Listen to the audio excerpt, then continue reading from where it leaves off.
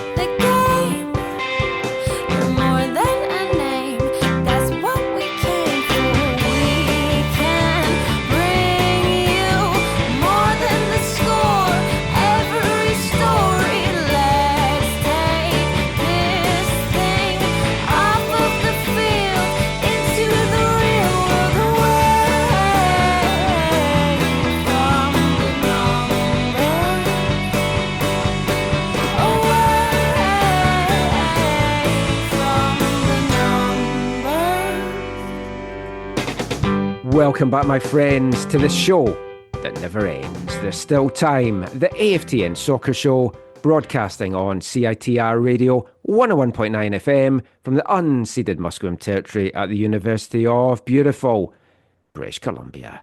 I'm Michael McCall. I'm Zachary Adam Eisenheimer. Hello. And that was Har. I could just go, hello, I'm Harjeet Johal. They already know who I am. I need no introduction. Oh, wow. Plus you only go, but you're like Pele. You only need the one name, Har. Yeah. Well, yes, we're back for another packed show. Another show that when I was starting to come up with the rundown towards the end of the week, it was nicely planned what we're going to talk about. Draws, drafts, EPL chat, you know, usual end of the season stuff before bombshell announcements come on Friday morning. We're going to get into all of that over the next 10 hours of the podcast. No, don't worry, it isn't 10 hours. It's not even the usual 3. It could have easily been 4 because we've so much stuff that we're going to talk about. So what I've decided to do is kind of trial something that we've talked about maybe doing next year. So we're going to talk Whitecaps and Canadian Championship, CONCACAF Champions Cup in this podcast. We will then bring out another podcast later in the week where we'll be talking CPL and also Vancouver Rise, who are in for a busy week of player announcements. So we'll get into all of that. As always, though, before we get into anything, we'll start by asking, how has your week been, Zach? Yeah, interesting week. Obviously, it's December, so lots going on. It's the most wonderful time of the year. There you go. And we all know it's for the same reason for Zach and me. The darts started today. Right. Darts for you, Jesus for me. Yeah. Very similar. Very similar, yeah. Yeah, very full week. I mean, there was really exciting news for me, which we're going to get to later this week, that there's going to be a game on a Thursday that I'm going to go to. Oh, yes. The fact that it's on a Thursday just makes my life so much easier. But that was probably the most exciting thing. But it was, yeah. When you sent me that text on Friday morning about that post on X, I was just like, yeah, this is not correct. Like, this sounded like I didn't think it was as imminent as it was going to be. Yeah, I know. Glass City puts a tweet out about the sale. About 10 minutes later, it's official. But yeah, we'll get into that in a sec. How has your week been? Yeah, it was a good week. Lots of stuff. Keeping busy, you know. I've been getting my Christmas food bought in for the festive period. It's this time of year where I go and do the shopping. I buy the stuff for Christmas, and I have the tough job of stopping Caitlin eating it all before we get to Christmas. Because she just thinks, oh, he's brought food home, I'm going to eat it. So I have to put labels on it. This is for after December 24th. It's a constant struggle. The struggle is real hard. There was big news in the World Cup world that the 2034 World Cup is heading to Saudi Arabia, and one of the stadiums is being built on the edge of a cliff. Did you see that? I did, yeah. Yeah, no, I haven't seen that. It literally is on the edge of a cliff. It looks terrifying. That's one way to lose your head. Hey, yep, the World Cup be heading to Saudi Arabia in 2034. What else happened this week? Well, we want to also send our well wishes to Nathan Damon, a player we've known come through the Hmm. Whitecaps Academy. Yeah. That was Yeah. an innocent bystander in a drive-by shooting in Columbus, Ohio.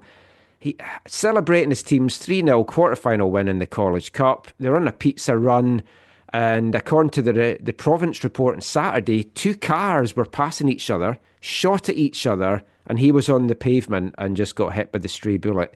And his mum was told by the doctor that they didn't think he was going to make it, but he's recovered. He's stable, not totally out of the woods, but yeah, send him all the very best.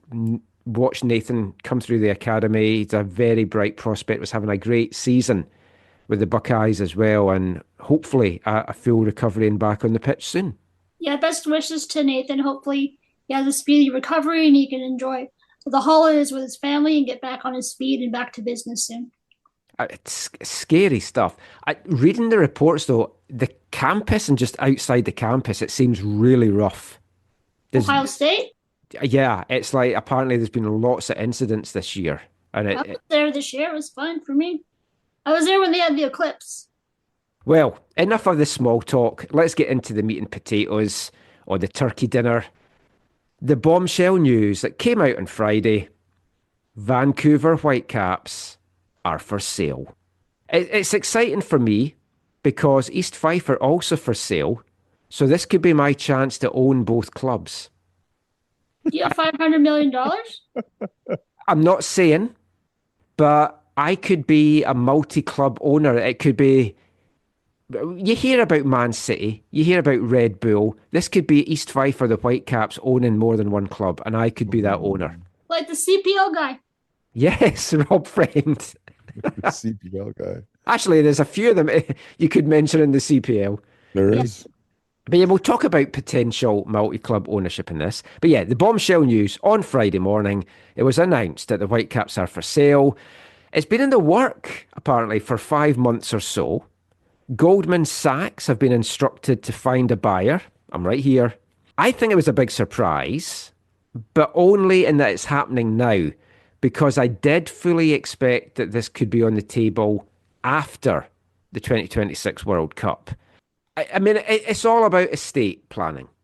Jeff Mallett's children must be devastated. After all those times, he publicly came out and said, this is about handing it off to our kids and our family and whatever. They just must be heartbroken. Well, he's going to be handing off a hell of a lot of money. Yeah, I don't think that's what he meant when he says No, we're passing down the club. I would rather have that than a football club. Yeah.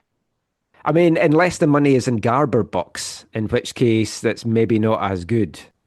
The Disney dollars of North American soccer. But like, to be serious, like, how shocked were you, Har, when you saw this news on Friday?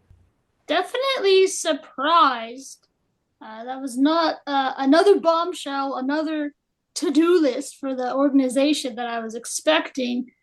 Yeah, definitely out of left field. It kind of explains why Steve Nash was all of a sudden at Whitecaps training and the playoff games, because we hadn't seen him in years. So it kind of made sense as to why Steve Nash and his brother Martin were around. We see Mallet at the playoff games. We don't really talk to him. He's not made available. Axel's the spokesperson. We talk to Axel mostly. So we don't really have a lot of interaction with the ownership. In the time I've been around the team, I've never seen Kerfoot and never talked to Greg Kerfoot. So the owners are kind of not where we can see them and we don't have access. We don't talk to them. So it's hard to gauge what's going on behind the scenes. So definitely a surprise and some big news. And I guess there'll be more big news and we'll see what happens with that going down the road. I mean, Axel did say our owners are not very active. Yeah, bit of a shock. That was the for me the comment of that, and I know what he meant by it, and you can take it out of context, which I am for the purpose of enjoying a laugh at it. But they aren't. It's like we've got to speak to Jeff Mallet a couple of times. Kerfoot, to nick a joke from Steve, he could walk past me wearing a "Hi, I'm Greg Kerfoot t-shirt, and I still wouldn't know that was him. It's true. I do roughly know what he looks like because there has been some pictures, and Global have some video that they love to roll out of Greg Kerfoot. They love that video, and from what I've been told, that they were not pleased that they had that video. They were not overjoyed that that video was taken and then used. No, I mean he likes to be a little bit of a recluse and not have the public limelight. And I'm a little bit torn, Zach, because I don't want an owner that's everywhere all the time. The guy that's speaking constantly, maybe undermining Axel or the coach or whatever. But at the same time, you do want owners that are accessible and can explain the state of the team if there's any scandals or big issues, or like this year things like the Messi thing, that you've got an owner that's coming out and saying something. Yeah. And I think that's totally understandable that's your desire, and I think the desire of many within the fan base. I mean, we don't need like a Will Ferrell that's there like No, Will. acting up and playing up in front of the cameras. But You know how I feel about Will Ferrell. yeah. But Zach, were you shocked when you heard this? I mean, over the years, Michael, obviously individuals with varying degrees of connectivity have told me that, yes, they very much have looked at selling the club and timing and all that kind of stuff. Obviously, I don't swim in those circles as much as I used to.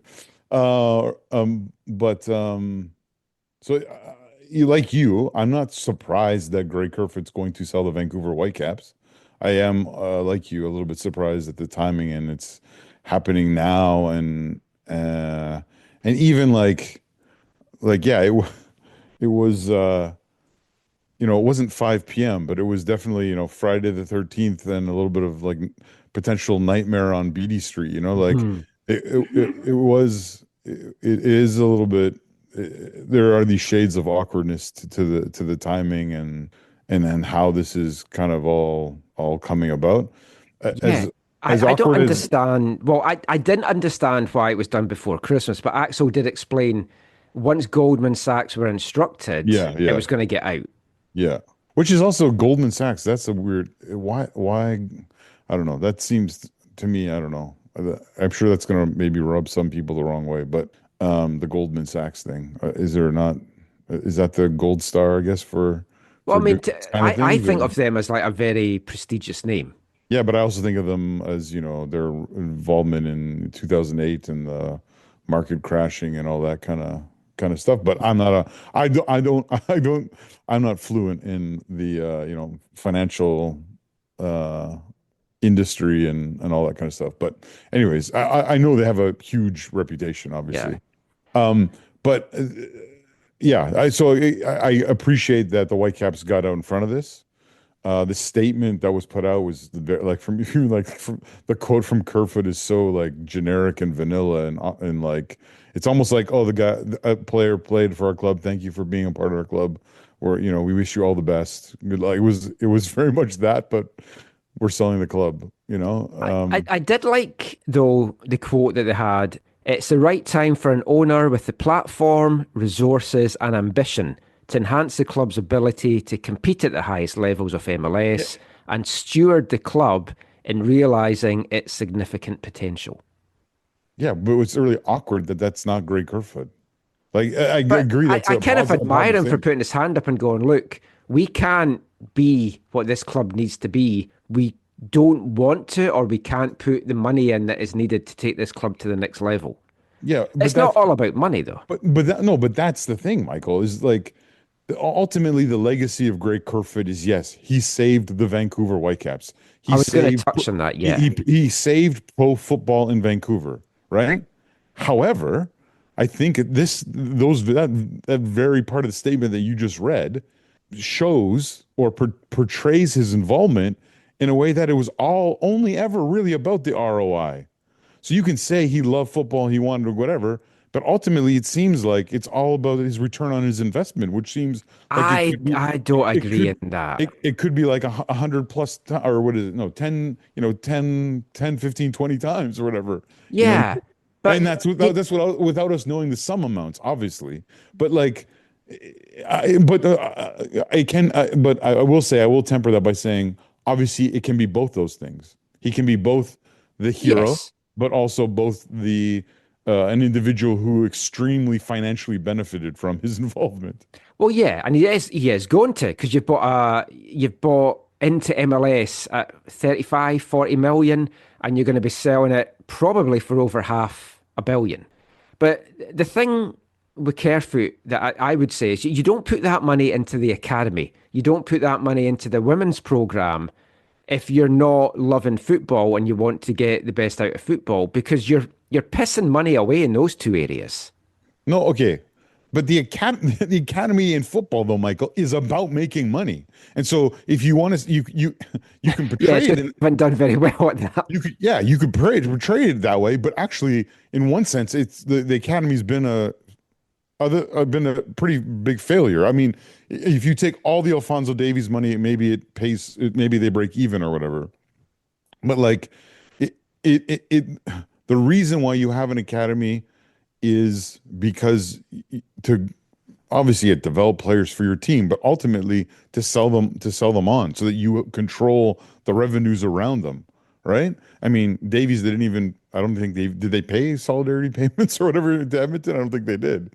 Or maybe they did, but we don't know the actual amounts or whatever. But so, and the women's thing, I mean, you're not wrong, but again, what happened under Greg Kerfoot in the Whitecaps women's era is not good, right?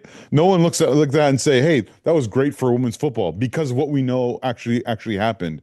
And you can also say that, sorry, this is maybe more in the realm of speculation, but it's awkward for me that they spent so much time and then they had these issues and then they totally went away from women's football. And now they're only back into it when in my sense, they're rehabilitating their image within it, right? It doesn't serve just the purpose of we're doing it for the because we believe in it or the good of the women's pro football. They're also trying to rehabilitate their image as well. Kerfoot's a polarizing figure because he isn't seen. I don't know. I've never seen the guy. I don't know. Yeah.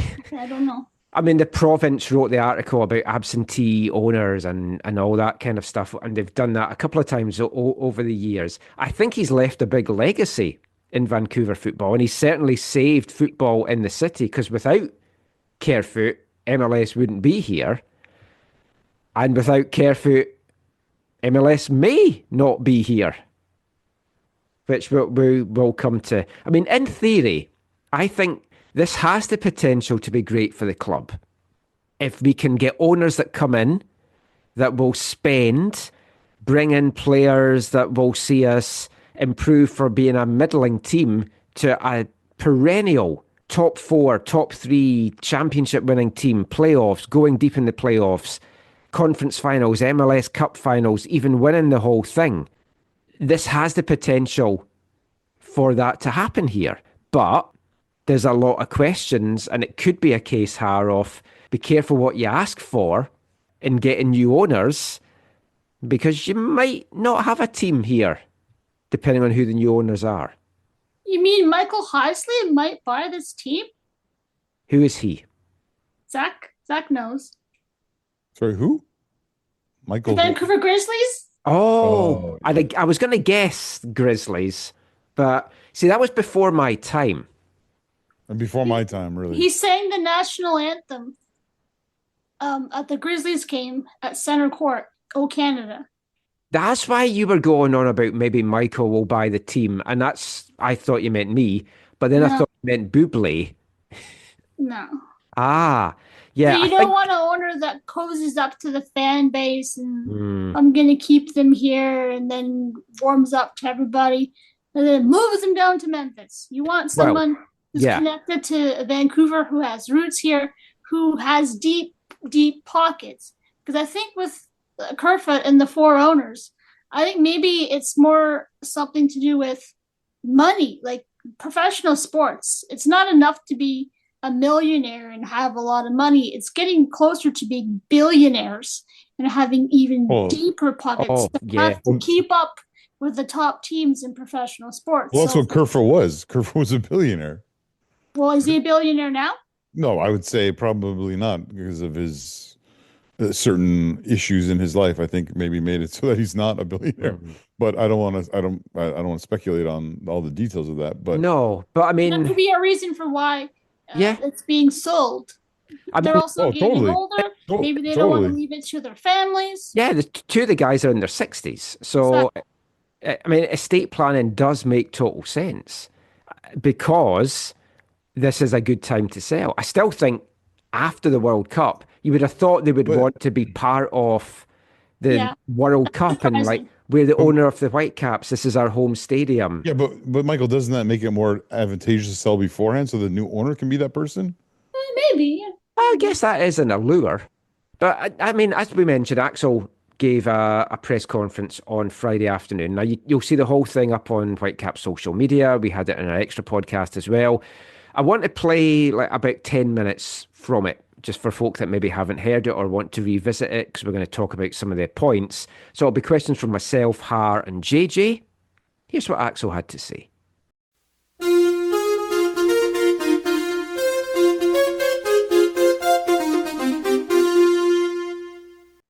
I think this has come as a little bit of a shock to nearly everyone. Can you maybe talk a little bit about how long this was in the works for, and also just to allay fans' fears as to what this means for the future of the team in the city? Yeah, thank you, Michael. And it's probably a good way to start with it. To answer your first question quickly before I start with a broader answer to the second one. This was in work now for several months. Don't quote me on the dates. I think somewhere between 4 and 5 months. There are a lot of parties involved, obviously, in this. The league for ownership groups and or for owners and also Goldman Sachs, plus our own club and the communication around that. To answer the second question. I would like to say a few things. So, of course, everyone has seen this statement and the announcement today, this morning. And I understand that in general, such big changes are something that concerns people or people see in the first moment as a negative, and people think about it in a negative way, or that negative thoughts come first. But I want to remind everyone that this is normal business in North America. This is not the first club and by far not the last club where this will happen. And just look in our market. All our friends from the other professional teams went through such a process. The Canadians, the Canucks, and just recently, more or less, I was already here.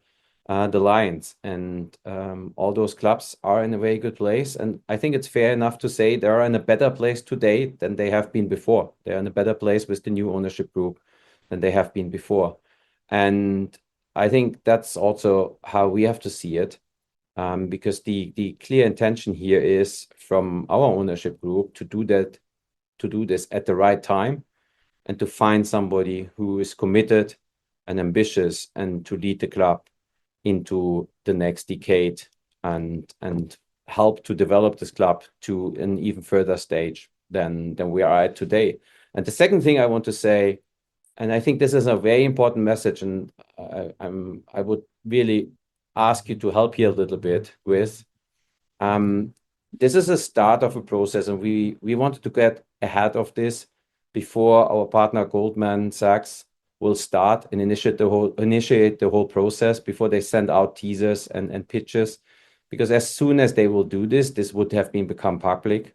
So we wanted to make our fans, our staff, our players, also you, aware of that before, and we wanted to send out the message. And there is still an ownership group in place, and we have not a new owner, and there is not a buyer. This is the first day, and no one has been approached yet. And this ownership group is committed for the next year. So there will not be a transition year.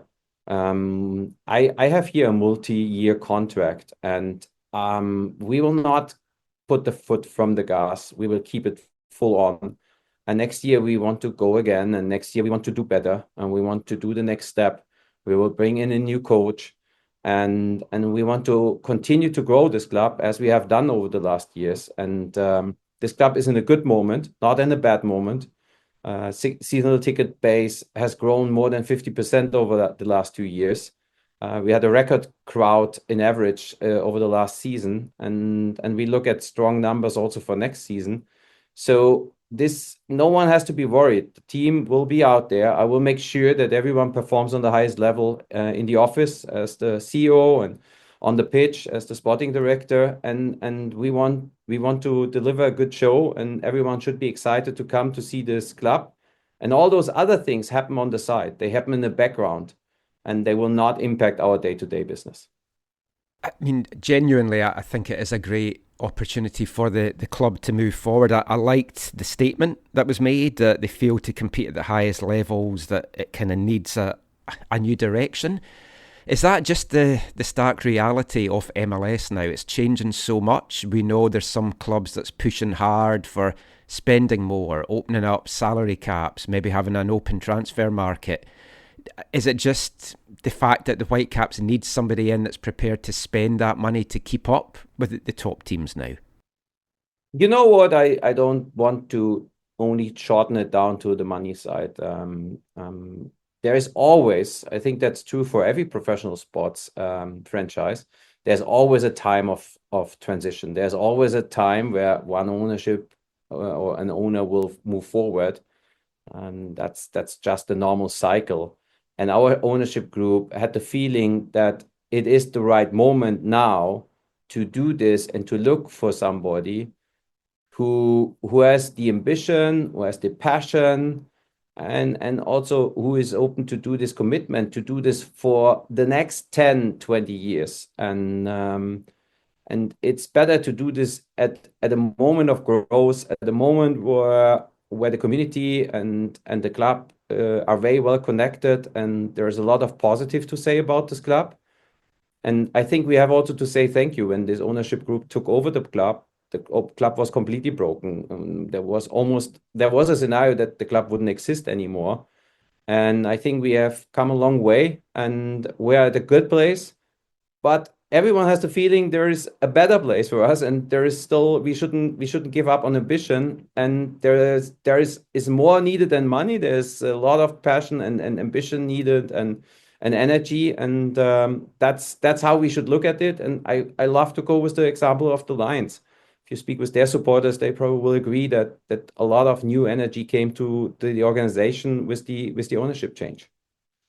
I was wondering if there's any language or anything written in the agreement between the Whitecaps and the league, and even going back as far as the expansion to now, that permits the club, the franchise, from being moved or relocated to another market.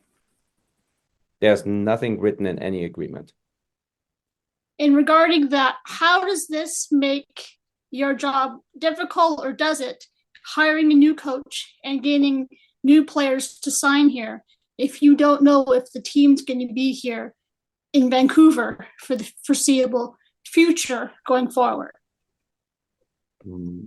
My only expectation and our all plan is this team is here for a long time, and the team will do even better here. There's a lot of excitement around the team. The World Cup is here in 2 years, and we are sitting at the table with the province and the city here. So players are interested in the people that they work with every day, and a coach is interested in what the group will look like on the technical side, and what we can do in the next year. What can we do in the preseason?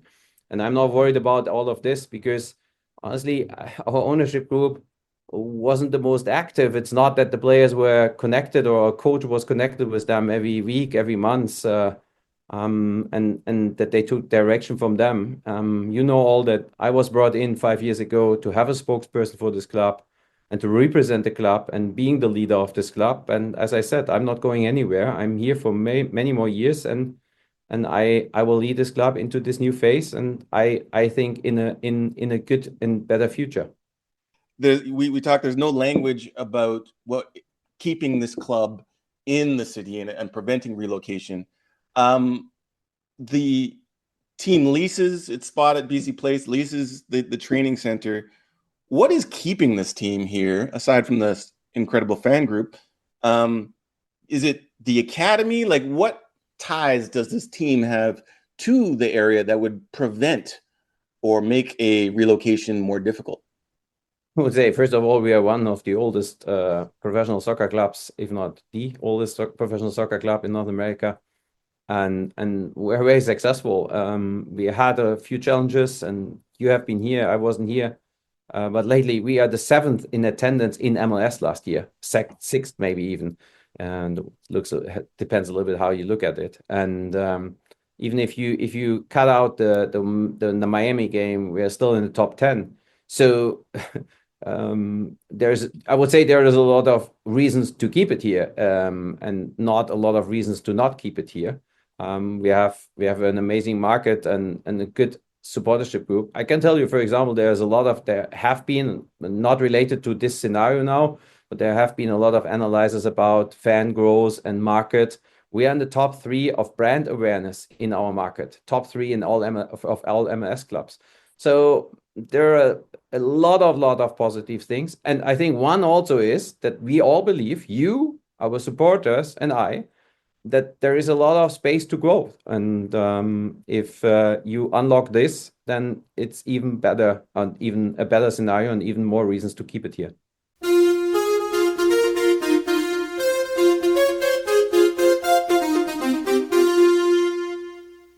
So Axel there just answering a few of the many questions that were posed to him about this sale, and there is so many questions, and he can't answer them for the most part just now, or he can't answer it with some certainty just now. I mean, there's the big questions. Will the team stay in Vancouver? Who could the new owners be? What is the long-term future for the club? How will it affect the women's side, the youth side? How will it affect the search for a head coach?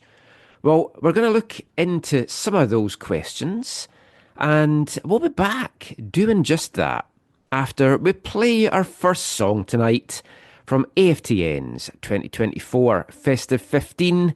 If you haven't been with us the last few weeks, what I've done the last couple of years, I pick 15 of my favourite tracks of the year in homage to the late, great John Peel and his Festive 50 that I grew up listening to in the UK in the 70s and 80s and 90s. So I've got my shortened version of that, the Festive 15, and it's tracks that I've just either had stuck in my head or played and repeat in the car, or just things that I hear and I'm like, oh, blown away by that great song. So we played you the first 6, the songs that take places 10 to 15 in our Festive 15. So we will be back talking more Whitecaps after we hear song number 9. Hey, I am Axel Schuster, and I'm listening to the AFTN Soccer Show. My father heard voices, saw things that aren't real. And all cause and noises, most deafening was fear. My first memory ever, I'm in his arms on the street. He finds God and whoever dares to take me from you.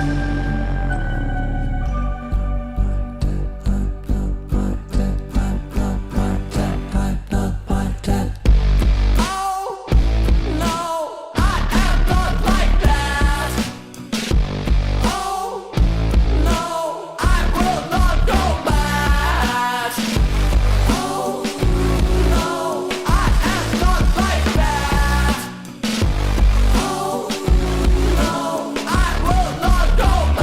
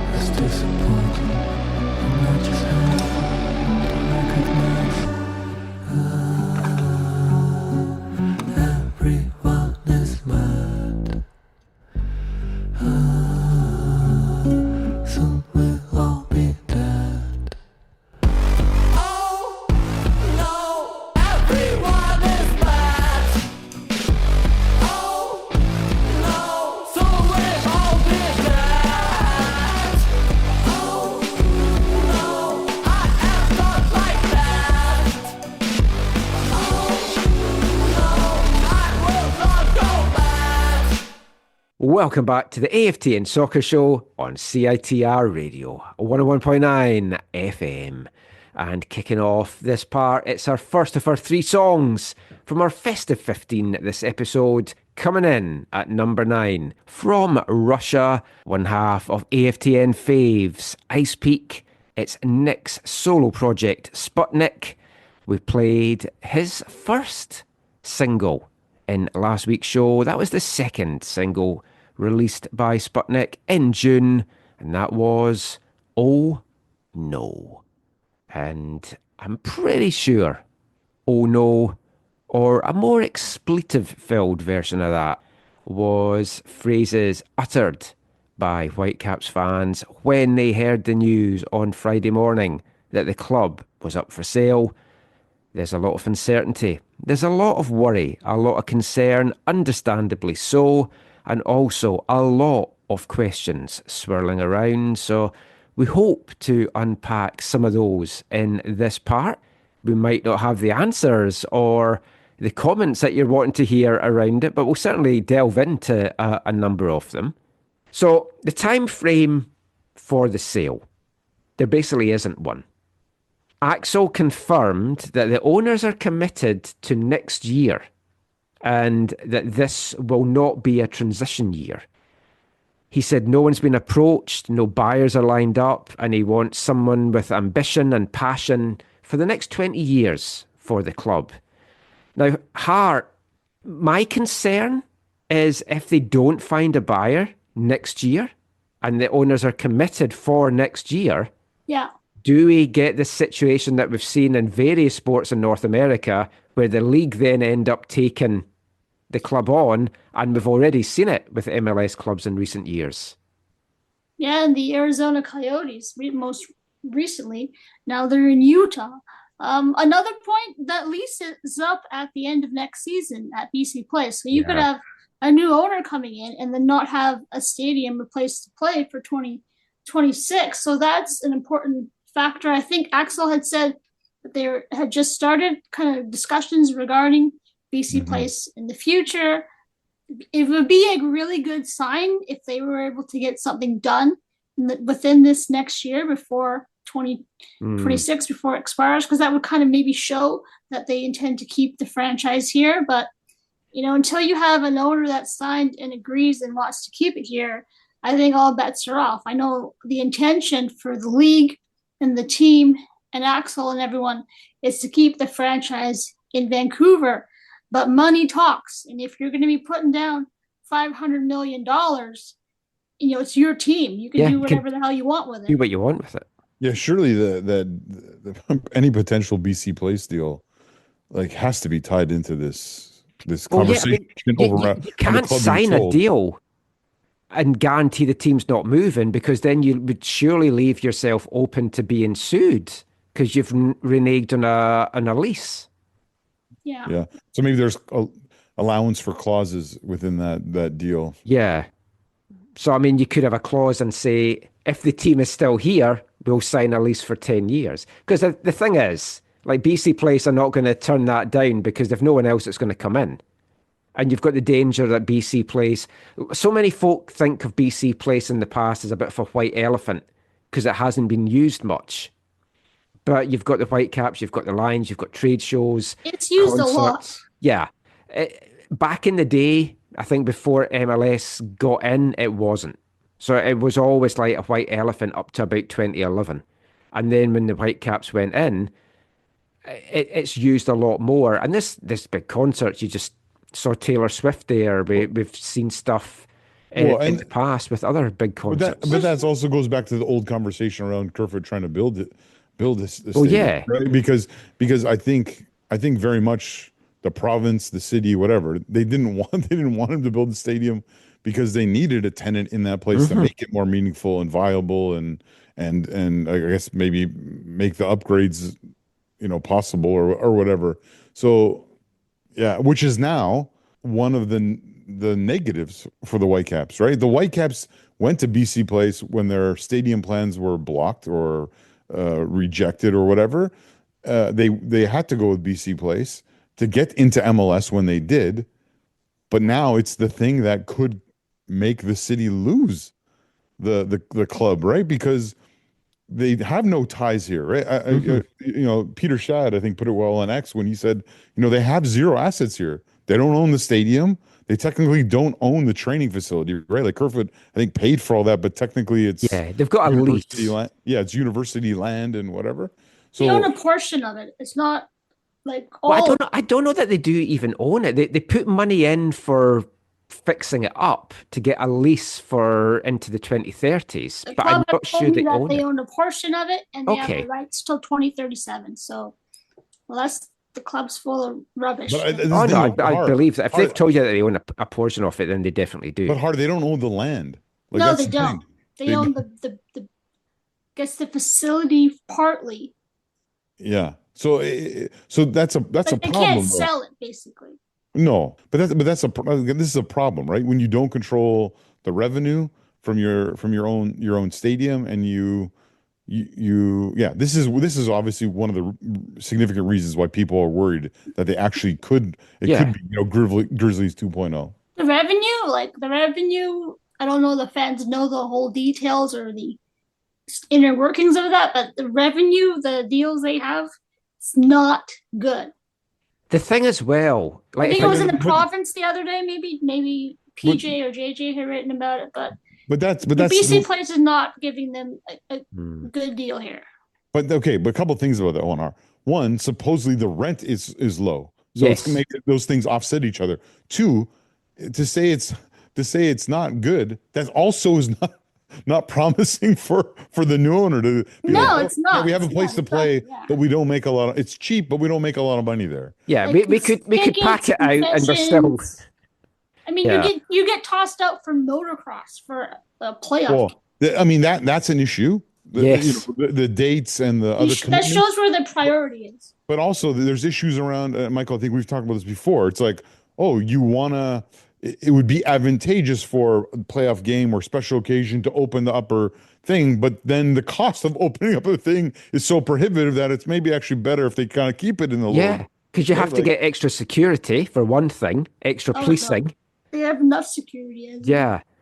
I mean, it genuinely is impossible to say right now if the team will stay in Vancouver. Now, Let's say a new owner comes in, they got a lot of money, and they want to build a stadium in Vancouver somewhere for the Whitecaps. Is it going to get blocked again? Because again, they need that resource down at BC Place. They need those 17 dates. well, no. This brings me to something. We got a message from one of our listeners, Talisker. Oh, yeah. And he said, "Here is my dream. The Whitecaps get owners that show up and care. They renew BC Place lease for a while, keeping grass from the World Cup. Ultimately, a new stadium is built at the PNE once light rail or sky trains to Hastings and the North Shore is going. And the old horse race course moves to Langley, and the new stadium is financed by selling BC Place for condos and towers." Now, there's some really good articles written on vanramblings.com around this. And basically, one of the proposals was BC Place gets knocked down and they build 3 or 4 huge story condo towers. The Aquilinis were involved in the development of building the towers. And then the stadium gets built up at the PNE. And we'd heard rumours that they were wanting to do a stadium at the PNE and everything fell down. And that's the best case scenario. You please the people that get the housing. Because if you say to somebody, we're building a stadium, even if it's privately funded, you're going to have folk can come out and say, we need housing. We need social housing. We don't need a sports stadium. But if you knock down BC Place and build lots of condos, have rental, have social below market housing there, you're ticking that box. You're going to the PNE that you're not allowed, it's not zoned for housing. That is the best of both worlds. Can that get pulled off? You would need a new owner with a lot of clout. That's not the best of both worlds. That's a pipe dream lottery ticket right there. That's a lot of things need to happen. I think the best bet is the new owner buys BC Place from Pavco, and then he or she has the rights. So Bill Gates is buying the Whitecaps. Yeah, you would need a multi-billionaire for all Well, that. maybe they want to sell it after the World Cup. Maybe. I'll say now that I genuinely think a new owner will come in, the team will stay in Vancouver till at least just after the World Cup. After that, I'm not confident of anything. Yeah, all bets are off. Yeah. I would imagine an owner's wanting to come in and schmooze. Oh, my team's in the World Cup city. What contacts can I make with folk at FIFA? Because it's all the boys' club or girls' club, because it could be female owners. We've seen that come in. I would think they would want to be part of Vancouver as a World Cup city. Once the World Cup's over, the whole North American footballing landscape changes. Sounds like Michael Heisley 2.0. Well, but that's the genuine thing. Because if MLS goes for this schedule that's going to start in August to May, you may not have a 2026 pre-World Cup season. And even if it does, the Whitecaps can't play at BC Place because FIFA gets the stadium for at least a month before the tournament starts. Yeah. So 2025 could be the last time the Whitecaps play at that stadium anyway, until post-World Cup. But you want to cash in post-World Cup, and then you're asking, does that owner want to cash in Vancouver as a World Cup city? Which I think one thing in all of this is people put Vancouver down a lot. This is a wonderful city.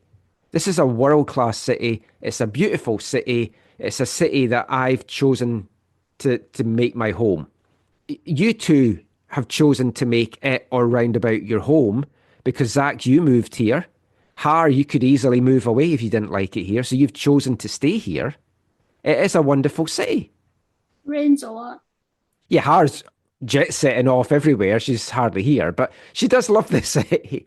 But no, in all seriousness, this is a great world-class city with huge potential. You've got a huge European and even an Asian population that have come in, and you know how big the EPL is over in Asia. You tap in with an owner to bring players like that we've never had here before, and you get crowds up. We're an Olympic city. This is a city that deserves to have a world-class football team. But MLS is an American league. You've got, right now, San Diego coming in as Team 30. And initially, that's what Don Garber said was the cap. Now it's kind of gone to it might be 32.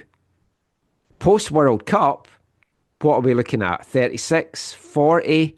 Do we have like an East and West, 20 in each conference? The growth potential is there. Do they want Canadian teams in that?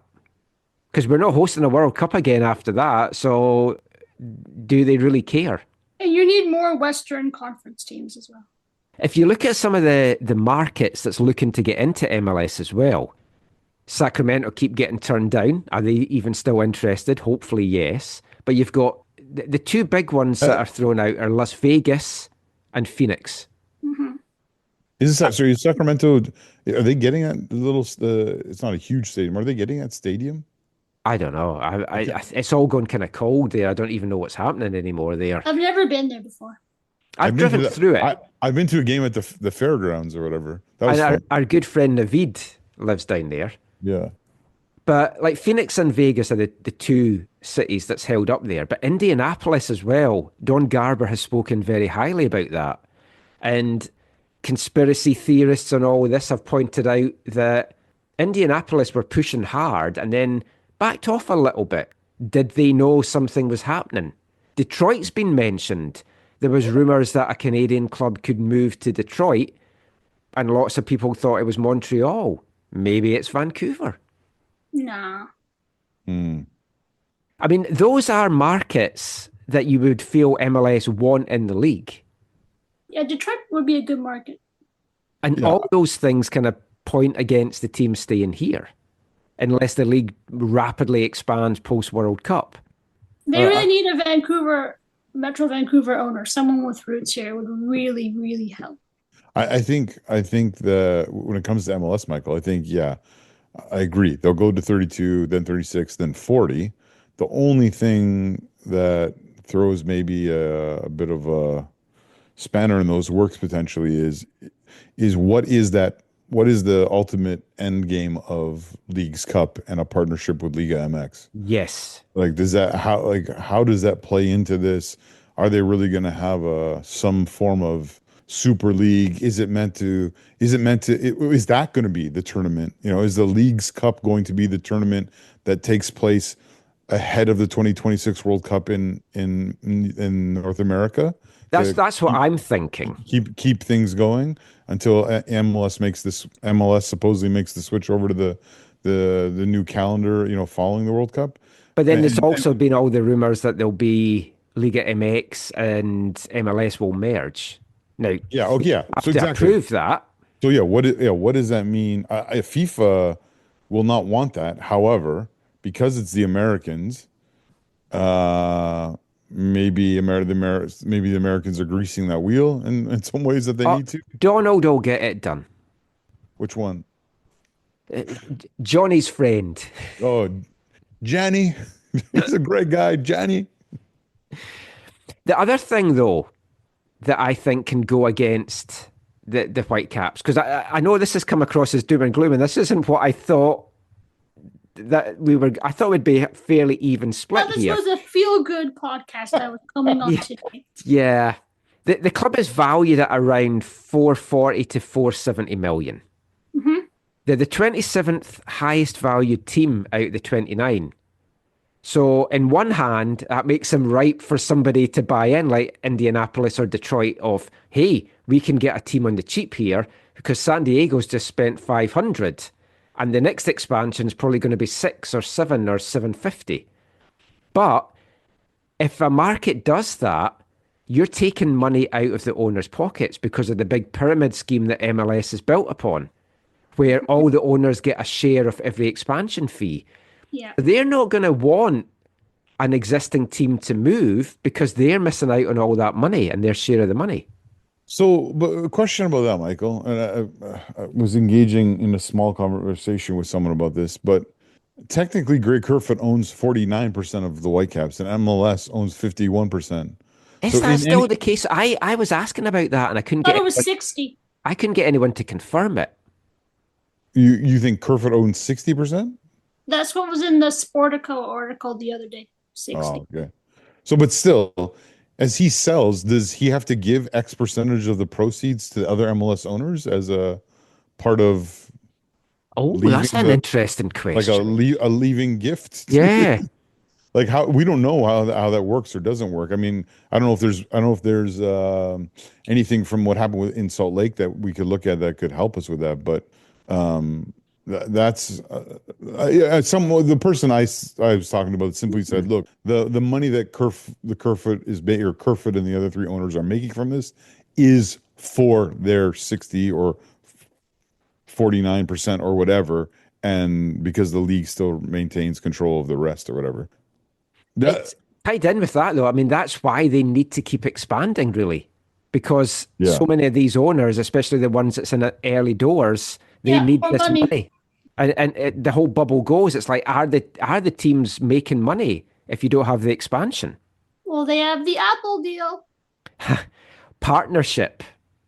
It's important to stress. It's not a deal. It's a partnership, which makes you think they're not getting that much money from it either. And it's like shared revenue. And did you see the combined Nielsen things were like 750,000 or 700,000 for the MLS Cup? Not the best.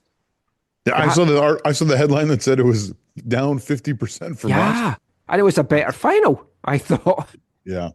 So, what would keep the team here? Let's try and not have fans jumping off the bridges here. A local owner in Vancouver, somebody with ties to this community and the fans. So a friend of the show and friend of the football community. I was going to say, do we have a friend of the show that's a billionaire? Because this is news to me. Friend of the show and friend of the football community in Vancouver, Bill Curry, has said that according to Global, that the Aquilinis have said they have no interest. So are they bluffing? They would say that. Right. Oh, that's true. That's true. But I mean, at that price, because let's talk about the massive elephant in the room of this is an obscene amount of money to pay for a football club. And no stadium. Yeah, I mean, you don't have assets. You're just buying a football club in a league for $500 million. That is an obscene amount of money. You got to have Steve Cohen kind of money. I mean, who locally has that? That's the other question. Because, yeah, folk mentioned Ryan Reynolds.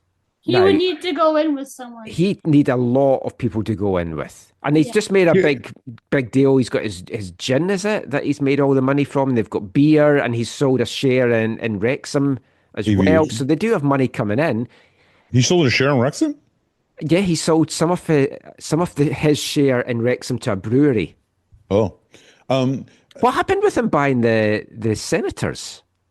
That's a long time ago, wasn't it? Yeah, that came to nothing, didn't it? Nothing. Yeah. No, here's the thing with him. Yeah, obviously, as an individual, he doesn't have the money. Two, are there other like-minded people he could partner with? That's a question. But three, like, the dude isn't. I mean, yes, he is doing this to make money, right? He's looking in the long term for a return on his investment into Wrexham. I just want to go back about Kerfoot, and I know you said Axel said the owners aren't active. Pre-Axel Schuster, I know lots of people who would say Kerfoot was there all the time. Well, they had the committee. And he was on that committee that made all the decisions. Kerfoot himself was there all the time. Now, how much he did, what he did, how helpful what he did is I mean, someone like Axel might view that differently, as being presence to contributing, But when you look at Ryan Reynolds, and my perception of Ryan Reynolds through the show, through his social media and stuff, is he's not the kind of person who's going to want to be an owner and not involved. But I don't think he can be Ryan Reynolds, the father, the husband, the actor, the owner of all these companies, and have this passion project of Wrexham, and then also have a second passion project of his hometown club. It just doesn't seem too like much on his plate.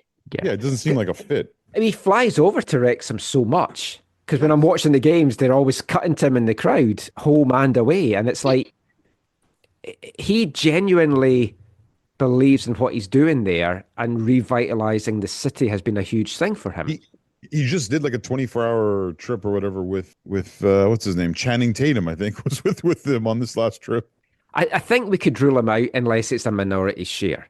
Now, even when Wrexham came here, I think he only arrived maybe the day before, and it was very last minute, all over the place because of his movie that he was promoting in San Diego. So he just has so much going on. So it would be tough for him to add this to his portfolio. We mentioned the Aquilinis, obviously Canucks owners, and them ruling themselves out. What about Lions owner Amar Doman? No. He's revitalized that team. Why no, Hart? He doesn't have $450 million. Well, I don't know, because I was reading, like, he runs $1 billion lumber business. He bought the Lions, I think, for under $15 million. So it would be quite a jump. Yeah. Also, is his lumber about to get significantly higher tariffs on it? Oh, yes, there's that too, isn't there? I did like a quote he said when he bought the Lions. He said, my first priority, it's not profit. It's to help the community and really get this whole province of BC excited about it. And this is what the Whitecaps are needing. They're needing an owner that will do that. Maybe if he went in with someone as a I think the only way we keep it here is if you've got a big group of owners that have connections to the city. I look at Tom Gallardi, the Dallas Stars owner. See, I don't know him. You mentioned him in our WhatsApp chat, and I don't know much about him.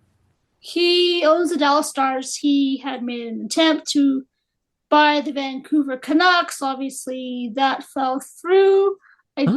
May have been some animosity, I believe, between him and the current ownership of the hockey team here.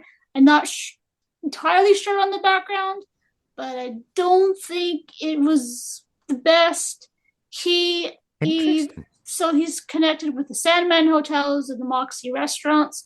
I don't know if he still owns them or or if he has maybe sold them, but those were, I think, part of his businesses. And I think he is part owner of the Kamloops Blazers WHL. Do not quote me. Do not come after me on the comments. I'm kind of guessing. This is going to sound like I'm asking. Just Google him. You got a phone. It's going to sound like I'm taking the piss, but is Gaglardi Way named after his family or anything? Because it's a very unusual surname. I don't know. I don't know the streets. But I mean, if he had the money to buy the Canucks, he's got the money to buy the Whitecaps. He was just here last week, I think, to do with a ski something at Whistler. Oh, interesting. I don't know the streets. That's so good. I don't. She knows the mean streets of Wisconsin and Ohio, though. Like Axel said... I'll look him up now. Keep talking. Yeah. Axel had said, what keeps the team here? And he talked about the history. And for me, I don't think that plays into it. As much as I love it, and I love the history, I don't think an owner necessarily cares about that, because we've seen... Okay, since he's worth $3.9 billion. Well, he can very much afford the Whitecaps then. Wow. But yeah, the history side, look at all the Asian owners that's come in to clubs over in England, and they try and change the colour of the jersey or the name or nicknames and all this stuff. So it's like history doesn't always play into it. And yeah, we got good crowds this year, but a lot of that in part was because of Messi and the knock-on effect of folk that's bought all the tickets for that. We won't, I mean, was always going to be the longest part of the show, but like, could we see multi-club ownership, that kind of model come to Vancouver? I'm not a huge fan of it. You've got like Man City, who own clubs in MLS, the A-League, England, elsewhere as well. You've got Red Bull that own clubs around the world. I wouldn't be a huge fan of that, but if it meant keeping the team in Vancouver, I'm happy to welcome our new overlords. I think that would be kind of hard to see happen here with those models. I mean, the Joey Saputo model would be the kind that would work in terms of clubs that are independent, or sorry, quite independent, and not have the same same crest or same colors or same motifs or whatever. But again, most organizations do that with like for footballing reasons to grow their whatever, like, but I can't see someone spending half a billion dollars to add a club to their existing other club or other clubs. Like because like Melbourne City and New York City were a lot cheaper than that for fans. I mean, would you welcome multi-club ownership if it was possible? Although, as Zach rightly points out, at that price point, maybe it's not. I mean, if it keeps the team in Vancouver, why not? Yeah. I mean, we have a hoop. Celtic play in hoops. We'll get Celtic to buy them. Scottish Connection. Alistair Johnson's from Vancouver. Well, the other hoop clubs in the world, like Stuttgart and Boca Juniors, are not buying them. That's for sure. What about Gallardi and Michael Bublé? How about that? Let's see, who else? Well, I mean, you could have some film stars that's come and filmed things here and love the city. The Rock likes to invest in sports. Has The Rock done a lot of movie work up here? Didn't he used to... He's done some. Didn't he do Skyscraper or something? Or is that... Someone that Caitlin works with was a stuntman on a Rock movie that was filmed here. Didn't he play for the BC Lions or something? He did. Let's get some messages to The Rock. Or Tony Khan, who owns AEW. No. Him and his dad, Shah Khan, own Jacksonville Jaguars. Oh, the guy with the weird mustache. Yeah, they also own Fulham. He was in Jaguars. Have you seen how that team is? It's not good. No, but they're billionaires. I would just start tweeting some random people, listeners as well. Too much meddling down Tweet there. Tony Khan, tweet The Rock, get them to buy it, keep them here. In all seriousness, though, is there someone who, like, generally Whitecaps fans would be like, this is who we want to own our club, aside from Ryan Reynolds? There? I don't know. They keep tagging Ryan Reynolds. Like, how has he not seen this by now? But see, that's the problem, though. There isn't a name that jumps out at you for that amount of money. You're definitely talking about an ownership group And you look at like Seattle, like how many different owners they've got, and it's like moving, and the NFL players buy into it and stuff like that. What about something like the Packers, where the community owns the team? I know that would be my dream, but it's never going to happen. Yeah, MLS wouldn't want that or allow that. I don't think. I know. We've got TSS, it's fine. Very similar price point. Axel said the sale, though, isn't just about money to make the team more competitive, but you've got to say, MLS is about to hit 4.0 if you want to look at that. It's all about money. Yeah, clubs are pushing to have bigger salary caps or no salary cap. They're pushing for internal transfers. They're pushing for an open transfer fee market. For real grass. Yeah, yeah. It's like all these things play into it. Yeah, and this is one area where I think it's safe to speculate that a significant number of MLS owners will be happy that Greg Kerfoot's no longer involved, because my understanding is that he would vote against or try and block the increase in different mechanisms or different amounts that would allow the league as a whole to grow quicker. So, well, I don't know if that speculation is true, but many people who I trust have kind of insinuated those things. The timing of this, the week after Garber's State of the League as well, is so frustrating, because that would have obviously been a question. It would have been nice to get Garber on record for that. Now, Har, you asked what it meant for the managerial search. I don't think much, because managers do know that, I might be here a year, but if I do well, They or should whatever. have just kept Vanny. Yeah, well, that's the thing as well. If you know you're having the sale and he's still got a year of his contract, that makes the Vanny sacking all the weirder.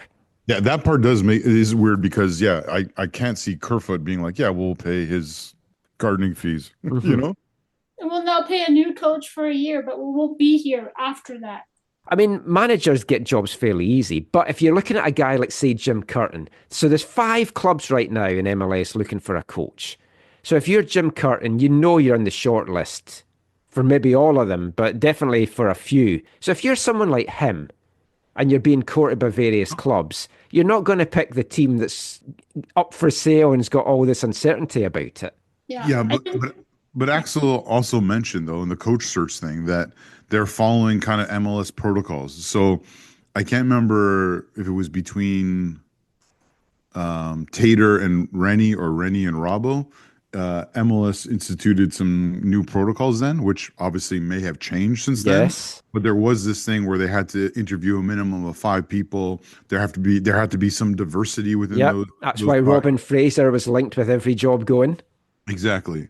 And so, anyways, Axel's comment made it sound like, yes, we have 5 candidates. And as soon as he said that, I was like, yeah, that's because you have to tell the league that you've interviewed five people at least or whatever. So it sounds like they're still have some type of protocols and that they're following them. So, this next hire, I think this is going to be interesting, because the one thing which some people loved about Vanny is he was so engaging and marketable and kind of keeping people together or bringing people together around the club itself.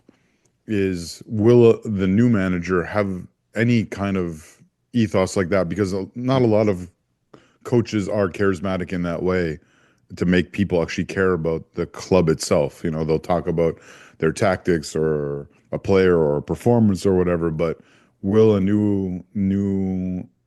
new coach be able to kind of tick those kind of boxes? It seems unlikely that they would be able to.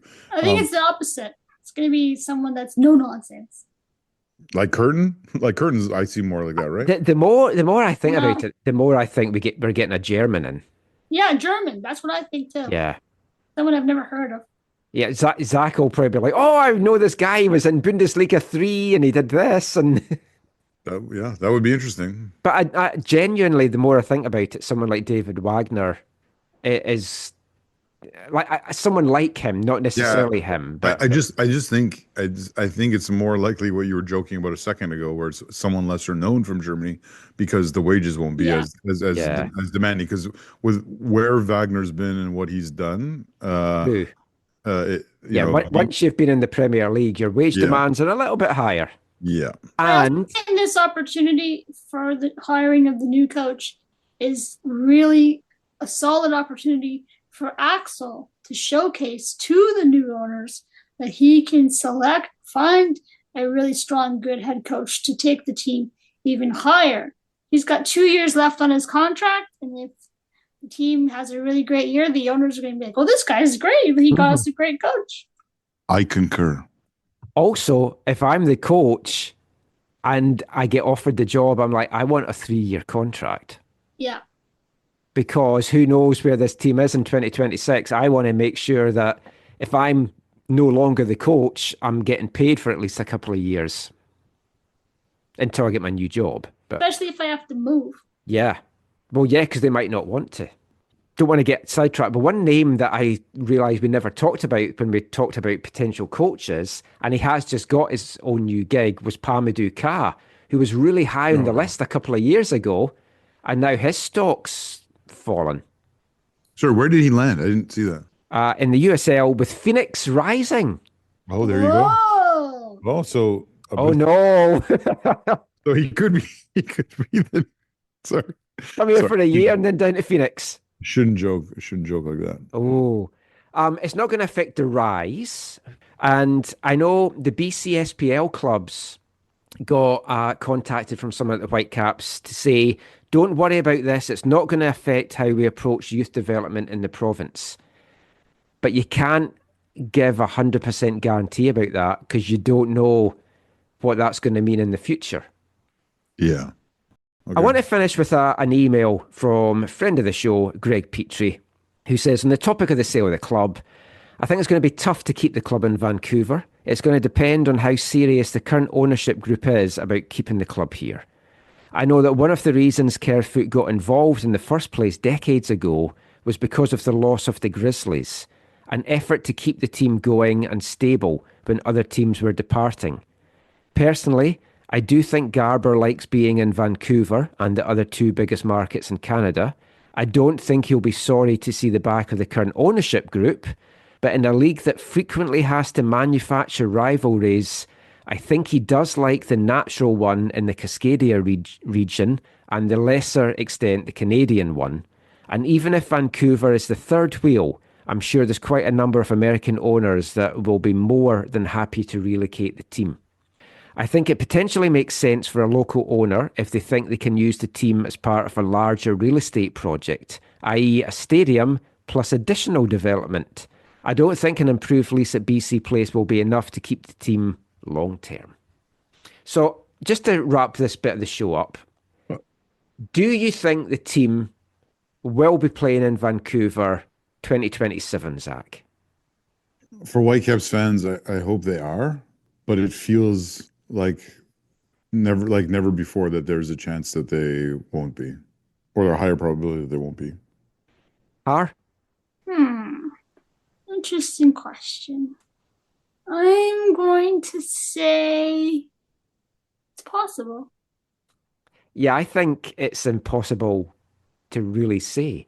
Can I just add one more thing to that? Maybe I know lots of people won't agree with this, but from Pete Shad, his one tweet I think is significant for Canadian football.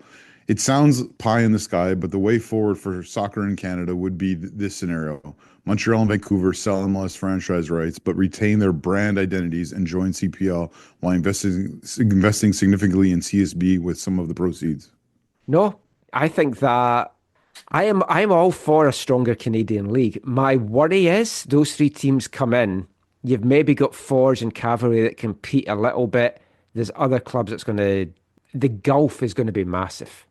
Yeah, but just think about what that does. Like, I think it raises the league and raises, like, even in those cities when the Vancouver Whitecaps, even though they're now in the CPL as opposed to MLS, come to town, to come to Winnipeg or, to play Val or whatever, it makes things better for the league as a whole. In terms of competitive wise, yeah, you're right. They might dominate, of course. But I think you also lose fans as well because they would have to do much media work. Of course, Montreal and Vancouver will initially lose fans. Yeah, it's level.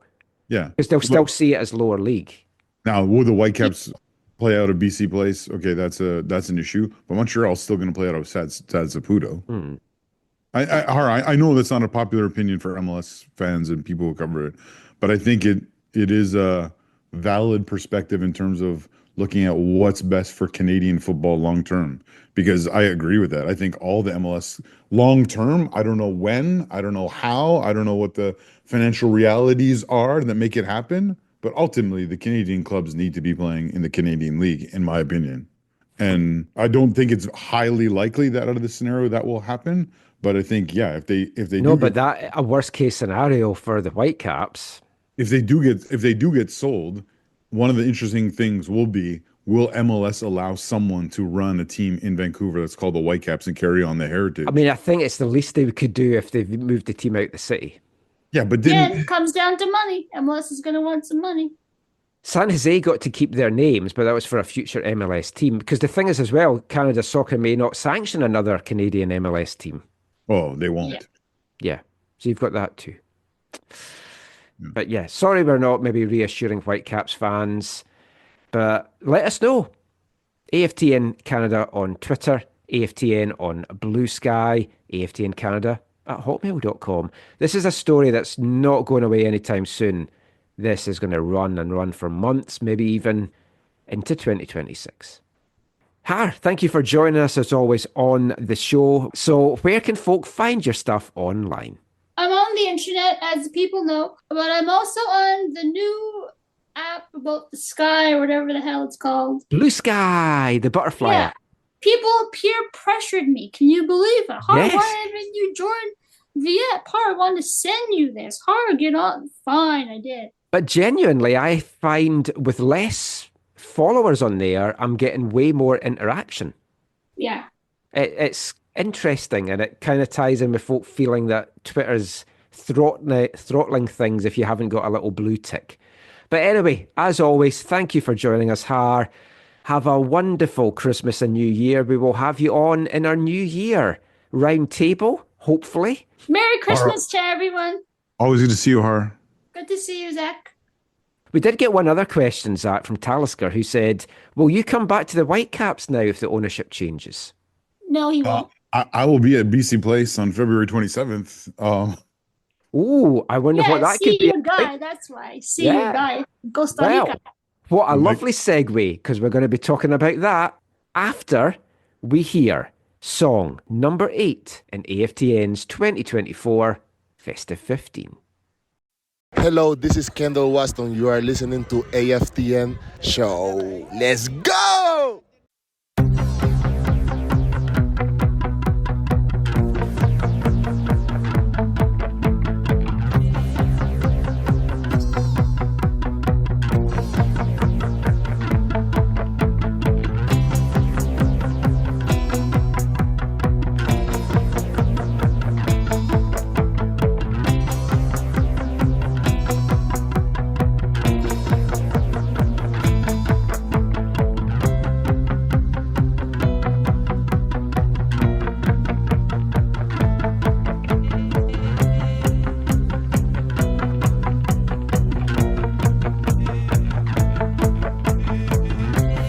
Everywhere around the world, every type of boy and girl, body heat and beat and sex.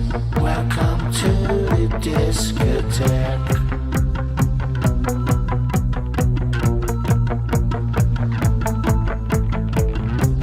Lost in music, lost in trance, idiotic happy dance, lights and amps and record decks. Welcome to my discotheque.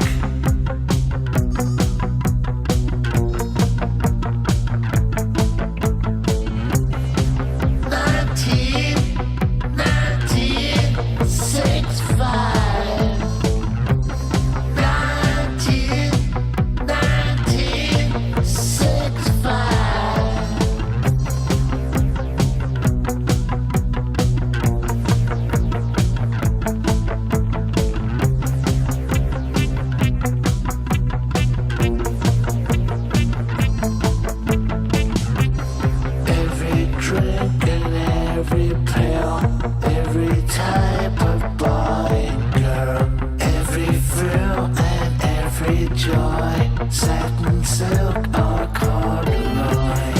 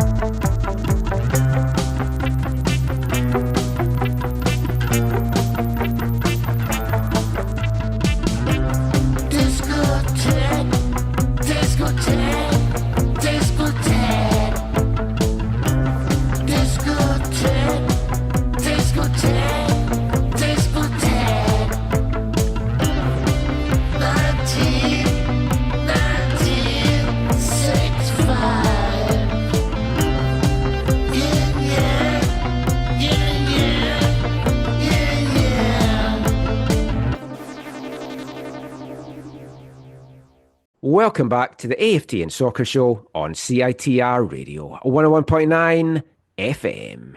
And kicking off this part, it's song number 8 in our AFTN 2024 Festive 15 from Scotland. It's the Jesus and Mary Chain with a song taken from their 8th album, Glasgow Eyes, that was released in March. It's an album track. There's a couple of songs on the album I could have featured, but I went for this one because it's really stuck in my head this year and I just sing it over and over. Not a lot to the song, but it's one of those catchy ones. That was Discotheque.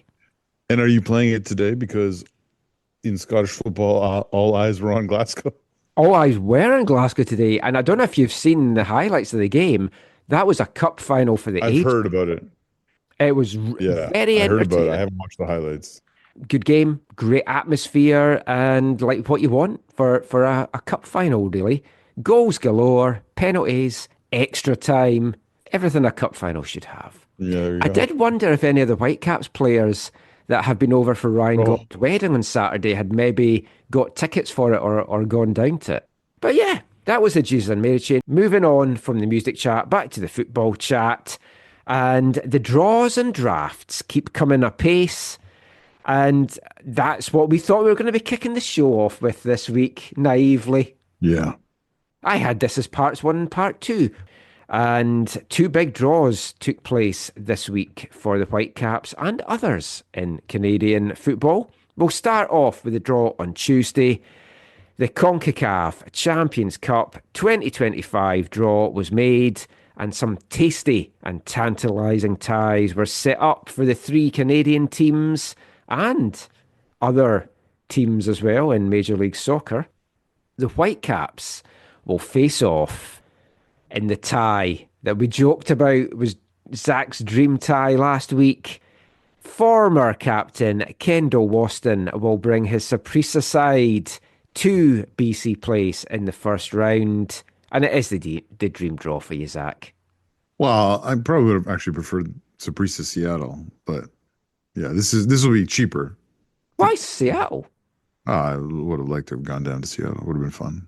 It might be a smaller crowd at Seattle for that than you get here. I don't know. It's like probably. Well, yeah, they don't always draw well for their. The Whitecaps play the first leg on the road in Costa Rica on Thursday, February the 20th, and the second leg, shaking off tradition, playing this one at BC Place a week later on Thursday, February the 27th, and I just look forward to weeks of me making jokes about the Purple Monster.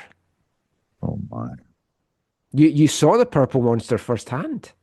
Yeah, and playing in the Monsters Cave. Yeah. Yes. I'm you would to do the jokes. You would love that stadium though, Michael. Caitlin saw the Purple Monster in her Monsters Cave earlier today. Okay, I've got it out of my system now. Oh, Michael, you seriously, you would like that stadium down there. I'm toying with going down for the first leg. Be like, I priced out flights. Like you'd be like, this is a proper like. Well, I've seen it. I've seen it on games and stuff. Yeah. It looks amazing. Yeah, the atmosphere would be tremendous. The thing is, it's not huge. Like it's not. Yeah, Caitlin said that too. Few Purple Monsters are. Yeah. No. I'm looking forward to this match.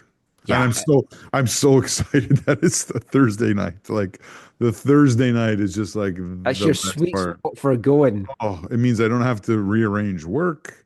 It means it's easier to maybe invite people. It's very good. Hopefully we can meet up with Kendall, and if he brings his family along as well, we can maybe meet up, maybe take them out for dinner. The family intends to travel. Oh, excellent. It'd be good to catch up with Kendall again and just get his perspective of a few things here in Vancouver and how it feels to come home. Yeah. And we in all seriousness, that is the goal. Like we're hoping to have some conversations and do some stuff. And once that's kind of maybe nailed down, we'll talk about it more. Talking about from a Saprissa sort of perspective, Michael, one of the things I've and now following Saprissa a little bit closer is it is crazy how many games they play. Yeah, 2 a week. I've been looking at this as well. Well, here's the thing, though. So they do Apertura Clausura. Yeah. Traditionally, and I don't know how long they've been doing like this in Costa Rica, but traditionally, like when I think of like, whatever, Argentina or Mexico or whatever, those are like the Apertura is the first half of the season and you play everybody once. And then that's your Apertura champion. And you play the second half of the season and it's the reverse schedule. So if you play the team at home, then you play them away. So it's like a normal, you have whatever, 16, 18, 20 teams in your league. So you're playing whatever, 30, 30, 34, 32, 38 game, whatever. That's not how it works in Costa Rica, man. There are what is it? What's the number now? There are 12. There's 12 teams in their top division. So in their Apertura, they play everyone home and away. In their Clausura, they play everyone home and away. So that's 44 league games. Then on top of that, they have playoffs for the top 4 team at the end of each tournament. So Saprissa in the Apertura finished second behind Liga de Alajuelense. Yes. And Liga lost to Herediano, who came 4th. They lost in the first round of the playoffs. Saprissa beat, I want to say, Santa Ana, I think it was. They beat them in their first round. And that means that Saprissa and Herediano are in the final. Yeah, Now, the first leg of which was today. It was today, and it was the away game, and they got smashed. Yes. I haven't watched the highlights yet. 2 penalties and another goal. They lost 3-0. The return leg is this Wednesday. But here's the thing, Michael. I don't know if you know this, right? So whoever wins on the total goals on Wednesday, they've won the final, right? Yeah. Wrong.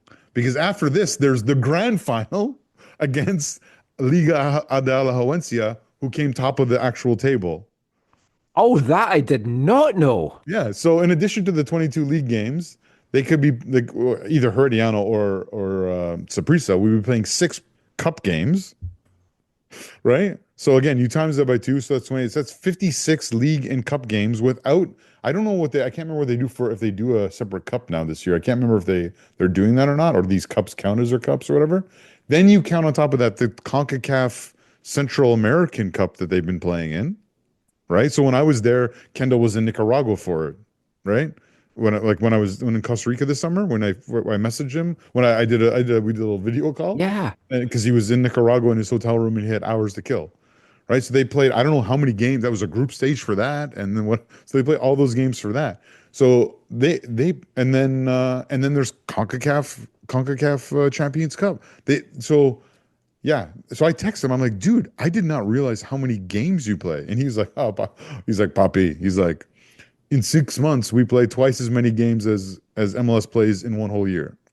And I was like, that's crazy. So at the beginning of the year, I remember I saw a couple games. I saw one game. I was like, before I went to Costa Rica this summer, I was like, oh no. But I was like, Kendall's not playing in this game. I was like, oh no.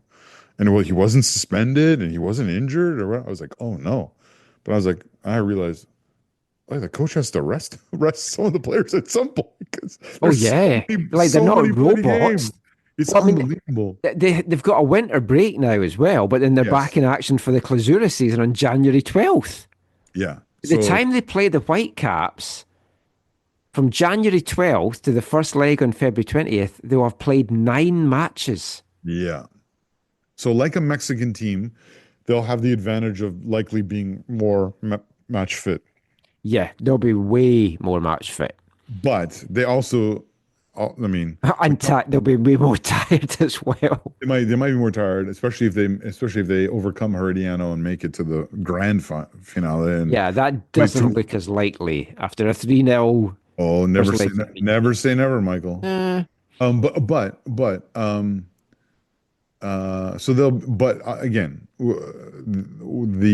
the level that you're competing at, or the level of investment in the squad is nowhere near what an MLS squad is, right? So on that level, the Whitecaps have a significant upper hand. Well, I was also looking as well, like Saprissa had the second best goals for record in the Apertura, 37 from the 22 games. So they're not like free flowing scoring, but only the 5th best defensive record. They gave up 28 goals in 22 games. So they're definitely susceptible at the back. Kendall's going to be 37 by the On time the game comes January round. 3rd. Yeah. January 1st is his birthday, yeah. You imagine someone like Ryan Gauld is going to give him a bit of a torrid time. But I also imagine Kendall could have a little elbow or so for Ryan Gauld. Yeah, and I mean, I only watched him playing in the Costa Rican league, but I don't know. He was, even for his size, he was never like a slow player, like when he gets into stride, right? But yeah, he's older now, so yeah, of course, younger players are gonna have an advantage, but that's gonna be a really interesting game. Those are gonna be really interesting games. I think the biggest thing for me, I hope that coming out of the away fixture in Costa Rica, that it's still the tie is still on, like the game is still on the balance, like it's a 1-goal lead for one of them, as opposed to I think from an attendance point of view, you need that as well. Well, yeah. I mean the Whitecaps ended up in the top half of the draw, as we touched on last week. They finished in pot 1, but they ended up in the top half of the draw when the brackets were done, and it's definitely the tougher of the two halves of the draw that they found themselves in. Absolutely, yeah. If they get past Saprissa, they'll play the winners of Mexican Giants Monterrey or CPL regular season champs Forge in the round of 16. So you can be pretty sure it's Monterrey. Fun fact, if it's Forge, the Whitecaps would have to switch the legs because the Home and Garden show would clash with when the second leg is, because they're going to move from February to March. And it's like, it's going to clash again. If they can get through that, and there's a lot of ifs and buts here, they would have a potential matchup with Pumas in the quarterfinals, and then Messi's Inter or LAFC in the semis, if everything went according to the seeding. Yeah. So you could still get Messi at BC Place. A lot of football needs played before that happens. A lot of people get Messi BC Place each match day, but yeah. Now, the likelihood is they should beat Saprissa, but first game of this season, you never know. We also don't know what the score's going to be like, the coach, the tactics, etc., etc. But it does look like it could be Whitecaps Monterrey in the round of 16. Now, Monterrey, they only finished 5th in Liga MX Apertura, but they won their quarter and semi, and then they faced off against Club America in this week's 2-legged Apertura final, losing narrowly on aggregate by a single goal.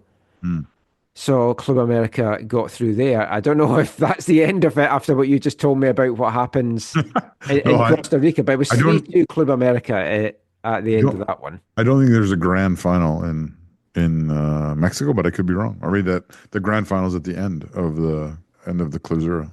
I mean, you'd have to think Monterrey is going to be too strong for Forge, who are just getting straight into it as well. Well, we got to see what kind of side Forge builds. We got to see is Bobby still Bobby there? the guy? Yeah. What's going on? Yeah. So there's a lot of they have a significant number of question marks.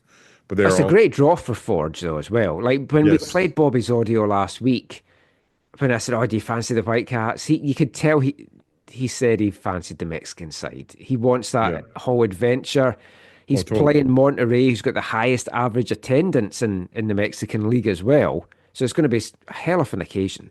Because correct me if I'm wrong, Monterrey's the one with that beautiful stadium by the side of the mountain or whatever?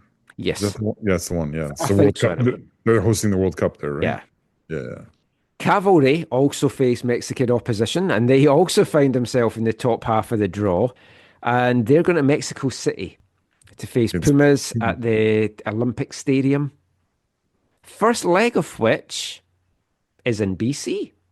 Yeah. Not a BC place. I think that's possibly because maybe Whitecaps, I'm not sure, but they did play at Starlight last year. They liked the experience and everything that was there, and it's going to be Starlight again in Langford on Thursday, February the 6th. I hope to go over for that one. Well, maybe if I can make it work, maybe let's go over together. Well, we have to stay over, right? Because yeah, we definitely have to stay over. Yeah, let's talk about it, because if I can, I might want to join you for that. Although I was thinking about going over the day before so I could do the pre-game stuff. Well, maybe I'll meet you there. Yeah, you could do. Maybe you could pick me up at the fair. Nothing else to do during the day. Hey, we'll talk about that. Something else that we talked about the draw with was Ian Allison, president of Cavalry FC. So play a little bit of audio from him, just talking about the draw. And I asked him as well, just about if he could talk us through the logistics about why they haven't been able to play the game in Alberta. I think we all know them, but just to explain a little bit of what went into it. Here's Ian Allison.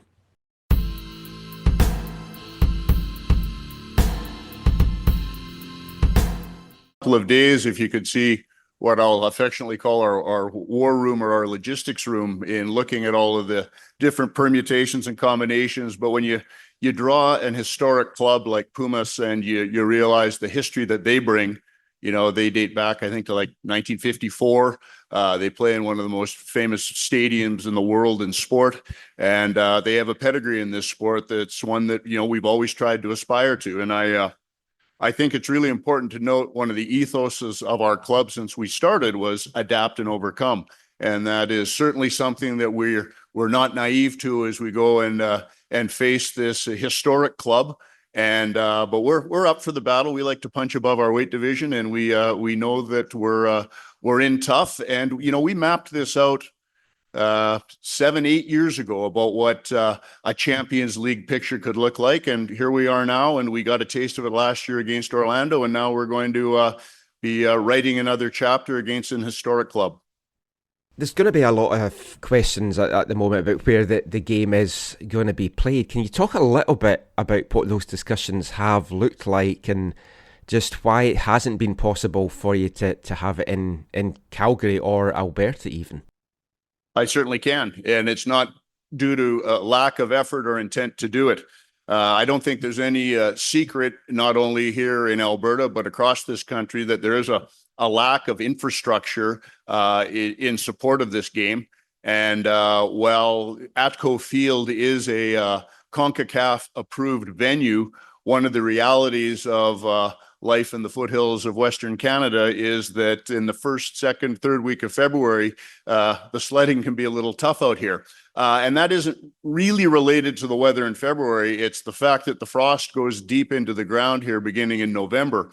We have had plans in place to possibly put subsurface heating in here, but the length of the Canadian Premier League season, starting in April and not ending, as we've been fortunate enough to, until the middle of November, has really prevented us from being able to do that without, jeopardizing the integrity of the pitch. So in looking at what we're up against, we know Commonwealth Stadium, we've looked into it, it's not available. We had hoped that the turf replacement at McMahon Stadium, where the Calgary Wild will be playing going forward, will have been done, but it is not completed yet. And as such, it hasn't been CONCACAF or FIFA approved. And then you work out kind of in the concentric circles and look at what has been approved, what's available, and recognizing also that not only are Cavalry FC involved in this year's CONCACAF Champions Cup, we also have the Vancouver Whitecaps and, of course, Forge FC involved in the tournament, and they too require their facilities to be used. So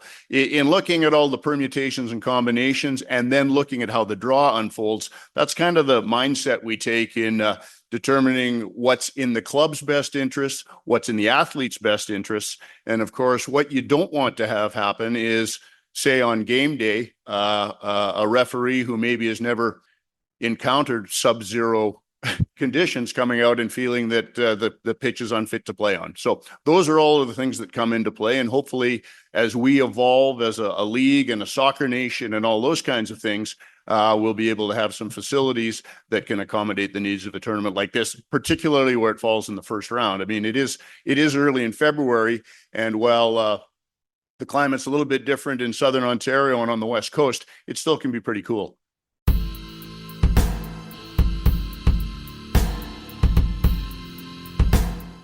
So Ian Allison there, just talking about the pitch situation.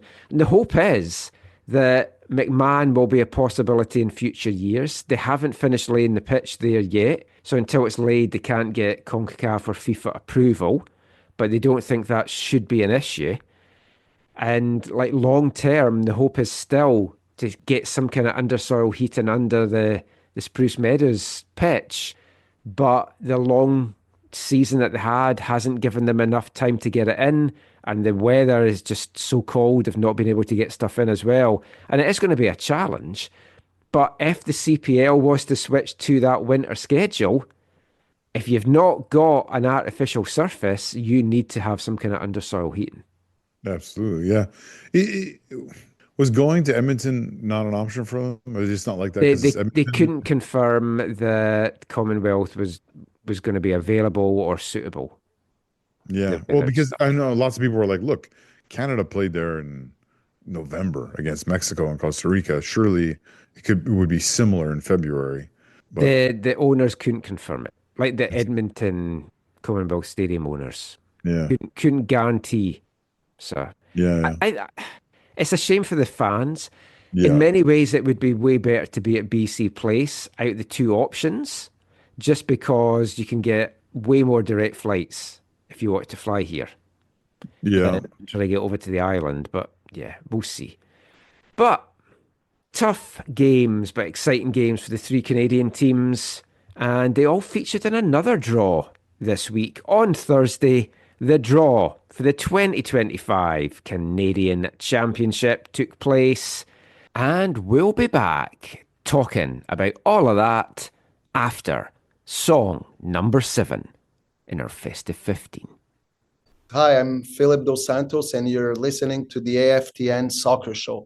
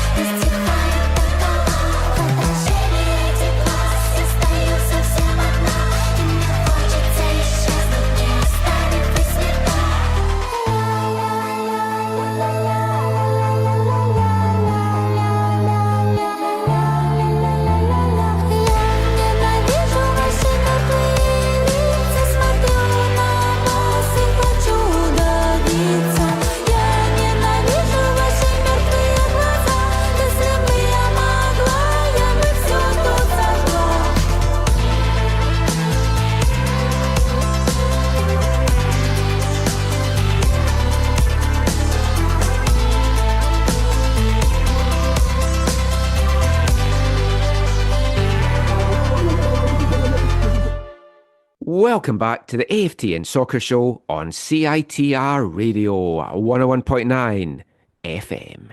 And kicking off this part, it's song number 7 in our Festive 15.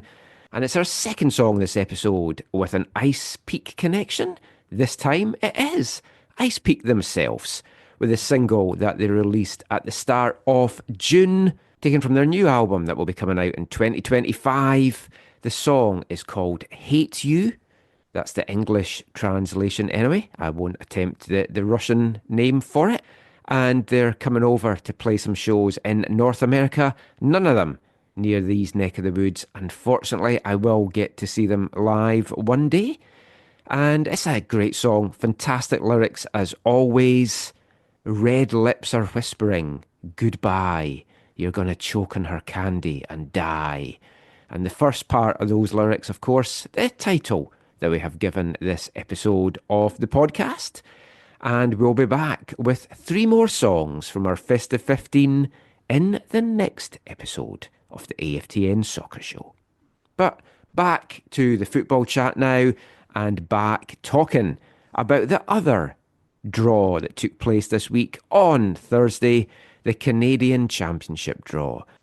It was what we wanted in many ways, in that it was an actual draw with balls on TV, and you can't feel it was rigged. No, I was very pleased. Obviously, they haven't made all the adjustments we would like them to, but this is, some might say this is a small one, but I think it's a significant one. Well, yeah, and if it was rigged, we wouldn't be looking at Toronto, Montreal in the first round. Exactly. That's, I think proof is in the pudding there. When the first draw came out, it was Cavalry, Edmonton, Scottish. I was like, Well, I messaged someone. I was just like, this is legit. Please tell me this thing's going to be legit. It's not predetermined. And then as the thing started to unfold, I hadn't heard back. So I just want to like, ignore that last comment. It's obvious. This is obviously legit. There's no warm balls in those pots because, yeah, you would not have had Toronto and Montreal. No. Drawn. I mean, in the West, the 6 teams with the Whitecaps getting the bye, it's TSS against Valor again. This time in Winnipeg. And I've never been to Winnipeg. Yeah, I'm excited you get to go to Winnipeg. Yeah, I'm excited to go. And I was posting that in one of my WhatsApp groups, and folk are like, why would you be excited to go to Winnipeg? It's like, I've never been. It's football. I want to see the city. Yeah, I mean, it's not it's April, right? So that's not too bad. It could be the first week of May. That's the thing. It's like it's a 2-week period to play it, and I would imagine the games are going to get staggered for TV. Yeah. Well, but Phil DeSantis is actually over in Portugal at the moment, so he gets back this week. So we'll have some discussions from a TSS point of view with Phil as to when the game might be.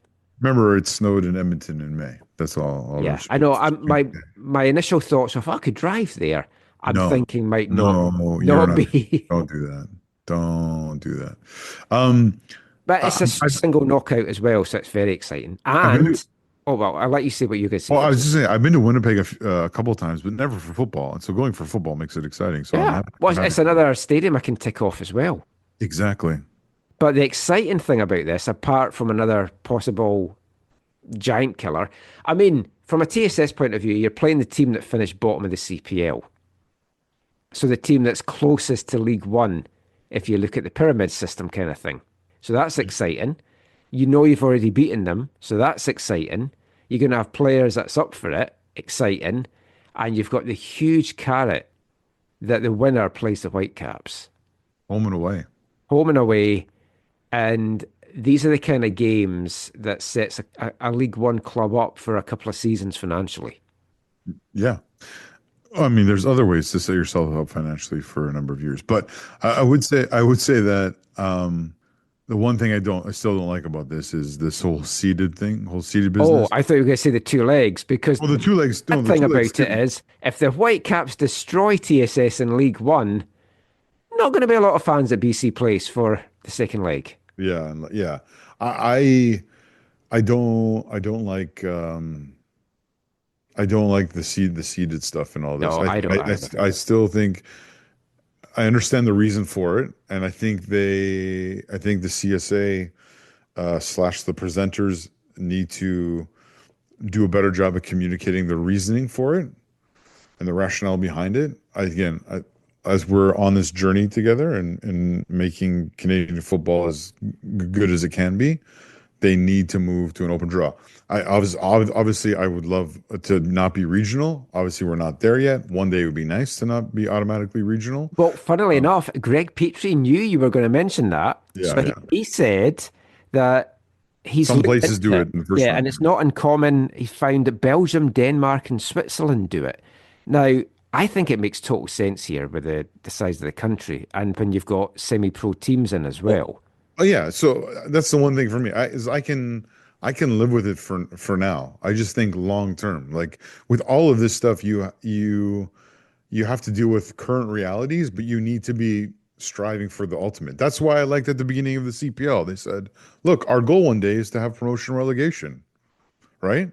They're saying we can't do that now, but that's what we'd like to see happen. We think that's the best model. So what I'm saying is with the Voyageurs Cup, I think the goal needs to be an actual open cup where it doesn't matter, doesn't matter how big your club is, how long it's been around, how big its stadium is, or whatever. That if you're in this competition, you have the ability to host the game. Like again, you will never, until the day you die, you will never forget beating Valor at Swangard Stadium. Yep, it's up there, right at the top of any football experience I've had. And I just think that every club in the competition should have that opportunity. Mm-hmm. Now, I also, in this journey, I can also foresee a time or a stage where, in the openness of the draw, a team is drawn and they are the host, and they say, we'd love to host, but financially we can't do that. Yeah. We would like to allow the other team to host. Yeah.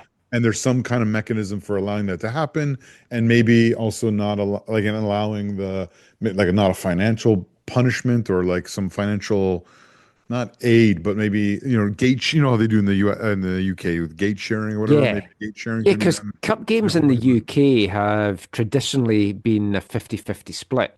Yeah, that's why clubs want to go to Old Trafford. Yes, to go big stadium. To Liverpool, to Arsenal, Spurs, just because big full stadium. Yeah, talk about getting set up financially. Yeah. So again, in the TSS journey, again, like for you, this is an opportunity to go play a cup game in another stadium, a stadium that you would otherwise never play in. So in that sense, it adds to the romanticism of it all and the excitement of all. And I'm sure there's a number of TSS owners and fans and parents and whatever, volunteers, servants of the club that are going to do what they can to make the trip. I assume, not maybe any big role, but I assume Will try and get there from Ontario, right? Like it's not as far as. Oh yeah, I'd be very surprised if he didn't. Yeah. So.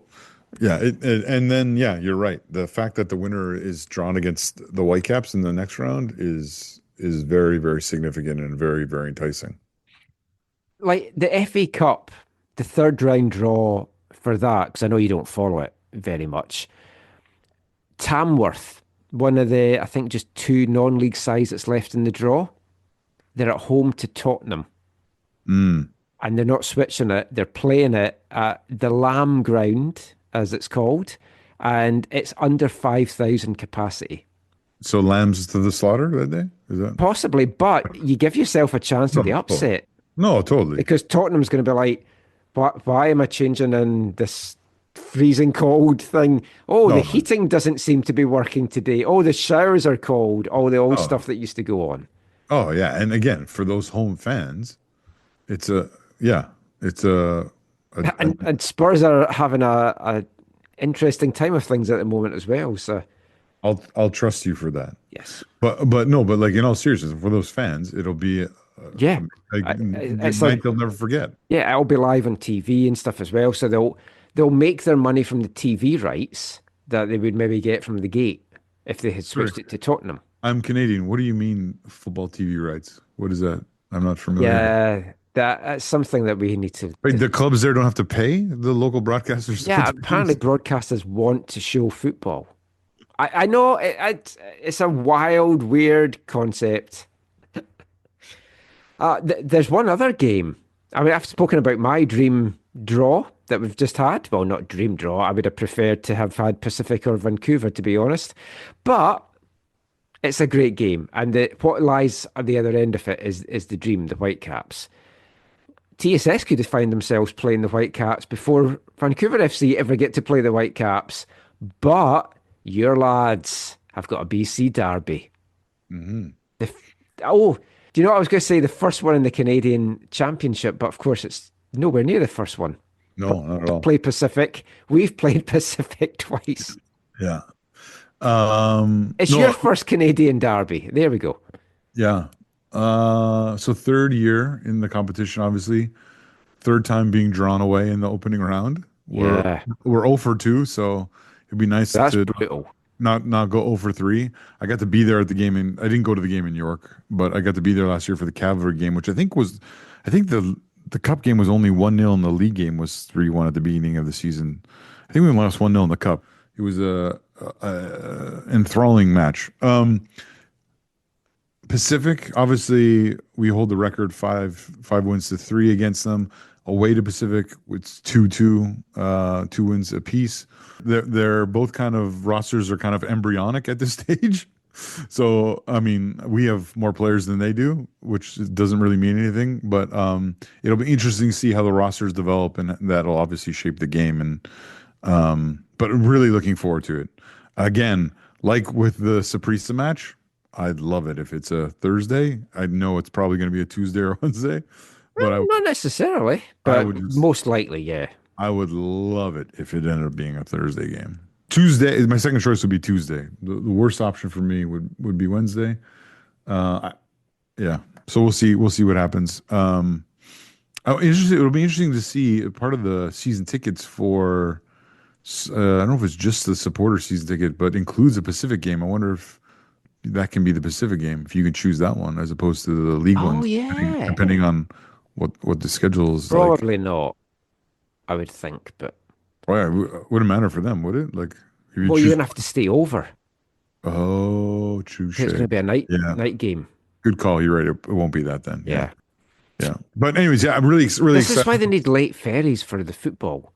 Oh, I mean, that would be a dream. Yeah. 10 o'clock ferry, that would be amazing. Yeah. But in all reality, I'm really excited. I'm going to do everything I can to make it to the game, and I know other people will. And I hope that the community over on the island, gets a good crowd out for what will hopefully be a great occasion.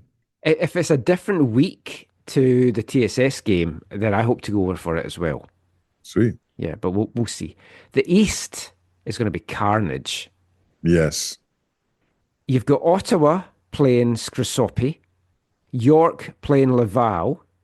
Both teams all fancy, like both League One teams all fancy their chances there. And then the winners of those two play each other in the quarterfinals. Mm-hmm. So then you've got Toronto playing Montreal. So good. Forge playing Halifax.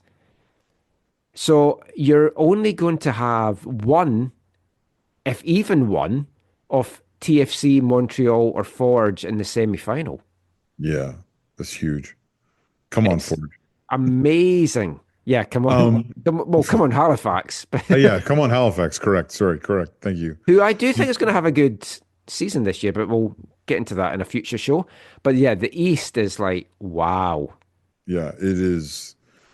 Yeah, I'm so happy with that part of the draw. Now, again, Toronto gets to host Montreal, even though Montreal was first out of the pot, right? Yes. This seating standing thing again. Yes. Again, a little bit awkward. Yeah, I'm really enjoying how that side is playing out. I don't know if you sort of mentioned off the top, but the winner of Pacific Vancouver FC is going to play the winner of Cavalry versus Edmonton Scottish, which is great to have an Alberta derby in this competition. Yeah, so one of those 4 teams is also guaranteed to be in the semi-finals, which, if we're being honest, against the Whitecaps. I thought you were going to say against TSS. Well, I don't know. I think the Whitecaps are clearly running scared. As soon as that draw was made, they put the club up for sale. I love you put that on social media. It's so funny. We had joy, we had fun, we had Whitecaps on their run. Oh man. That's the only reason I can think of for the sale. But yeah, I'm looking forward to it. Love the Canadian Championship. Love me some cup football, the Champions Cup as well. A lot of football to be played this year. So final things, Whitecaps-wise, in this part, just to quickly rattle through. Whitecaps didn't lose anyone in the expansion draft. San Diego did have some weird choices, keeping 3 trading two, and players that I was not overly familiar with that they drafted, but hey, to each their own. The Caps announced on Wednesday that they had re-signed midfielders JC Gando and Ralph Priso Are to you new surprised? contracts. Are you surprised they signed both those players? Yes. I thought one, right? Not both. I thought probably none. But Alright. if they were going to, I would have said maybe one at most. And with Vanny leaving, you thought the one would be Gando, right? Yes. Yeah. Yeah. Because Gando, as we talked about, had a great season in USL. Mm-hmm. Now, maybe it's Las Vegas wanted him, and it's like, well, we'll sign him to a contract. Do you still want him? Give us some money. But it's 2-year options with a contract for next year as well.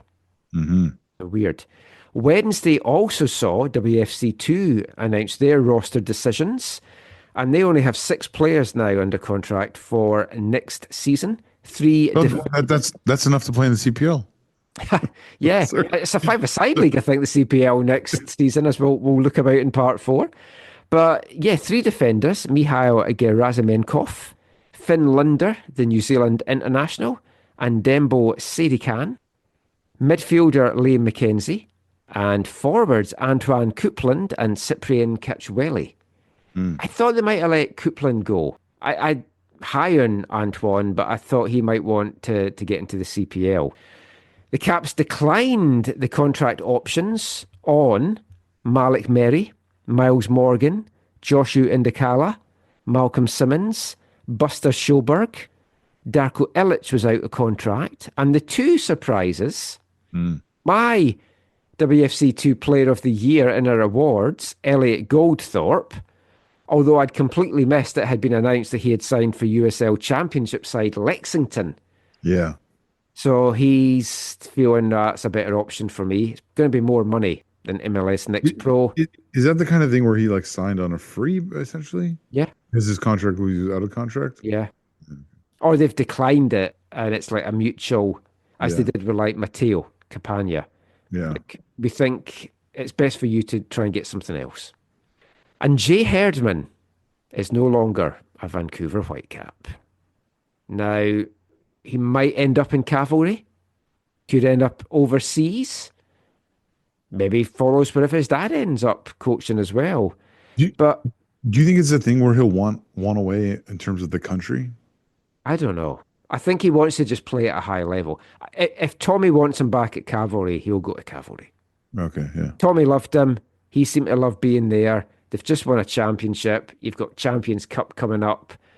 I'm pretty sure he'll go to Cavalry. Yeah, I think Tommy will want him. Yeah. When I spoke to John back in 2023 at Swangard, he had said, yeah, I think Jay's going to give it this year. If he doesn't get an MLS deal, he'll explore his options. Yeah. Then he got his injury that ended his season. Yeah. And it derailed everything. So I think it's been the case again.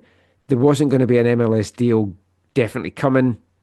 This is the best thing for Jay. Wish him all the best. He's a great prospect. I do feel he's maybe too slight for a physical league like MLS, but he's got a great foot in him, and he's a great young lad. So hopefully he stays in Canada and we see him light up the CPL. We've talked about with like a player like Sebastian Berhalter, how he had to live kind of within that cloud of what was going on in his father's life, and how he, I think he's done well to, just ignore that and press on in terms of, just being professional or whatever. And I hope the same thing happens for Jay Herdman, that whatever happens with his dad and the fallout and whatever, that he can just press on and keep going and enjoying a meaningful career in the beautiful game. Because you'd hate for you to see if I can use this language, the sins of the father having such an impact on the son, or the situation of the father, maybe is a safer way to say it, impacting the son that's a fair thing to say, but yeah, I mean, it can't be easy for him. Yeah, totally. He's a New Zealand international. He's got the English passport as well. Like, the world is literally his oyster. Yeah, that's true. So yeah, wish them well, wish them all very well. I think a few of those guys that aren't getting signed we might see in CPL, like Malik Mary, Miles Morgan. A couple of them are international guys as well. But yeah, but that is it for the football chat in this show. Still got time for this episode's wavelength, and kind of tying in with all the news that came out regarding the Whitecaps being for sale. And since we've been a little bit doom and gloom talking about it in this episode, it got me thinking about things like the whole Columbus Crew situation. The fact that we've seen clubs like San Jose and unfortunately have to move from their cities before getting their teams back. So I knew I had a couple of songs around a different kind of campaign to keep a club, not just in a city, but to keep a club alive. And we're going back to 1990, Edinburgh, Scotland, and there was a campaign launched called Hands Off Hibs when the owner of cross-city rivals Hearts had wanted to buy Hibs, merge them with Hearts and create a super club, Edinburgh United. Fans of both sets of teams were obviously up in arms against that, losing their identity. And the Hibs fans in particular, it was a very acrimonious campaign launched against Wallace Mercer. Part of it saw protests in the city, poster campaigns, t-shirt campaigns, gigs were put on, and a song was released to raise money for the fund to fight against this happening. The group called themselves the Mercenaries, after Wallace Mercer, and they released a 7-inch vinyl single. The B-side was a song called Easter Road. We'll play that at some point down the line. And the A-side is the song we're going to play for you now. And whilst it's a very different scenario to what the Whitecaps currently have here, because the club is just up for sale, let's hope it never gets to this stage where we're having to write a song to say hands off the Whitecaps. But this is the Mercenaries from 1990, Hands Off the Hibs. Glory, glory to the high bees. Glory, glory to the high bees. Glory, glory to the high bees. We are the high bee boys. Saturday comes and Saturday goes, and nothing seems real anymore. Saturday comes and Saturday goes, and nothing seems real anymore. If you want the score, you won't get it straight, while the men of stone hearts hold our fate. Hands off my building, hands off the hips. Hands off my building, hands off the hips. On sacred ground our banners fly, our identity will never die. Emotions run and passions soar, and thousands upon thousands roar. Hands off my building, hands off the hips. Hands off my building, hands off the hips. When money, men and sport collide, you never hear the people sigh. No, when money, men and sport collide, you never hear the people sigh. Cause when money, men and sport collide, you never hear the people sigh. No, when money, men and sport collide, you will never hear the people sigh. A game's a game, I hear you say, but it takes a part of me away. On sacred ground, our banners fly, our identity will never die. In a stadium for one to play, we'll unite and shout. No way! In a stadium for one to play, we'll unite and shout. Hey, no way! Hands off my building, hands off the hips.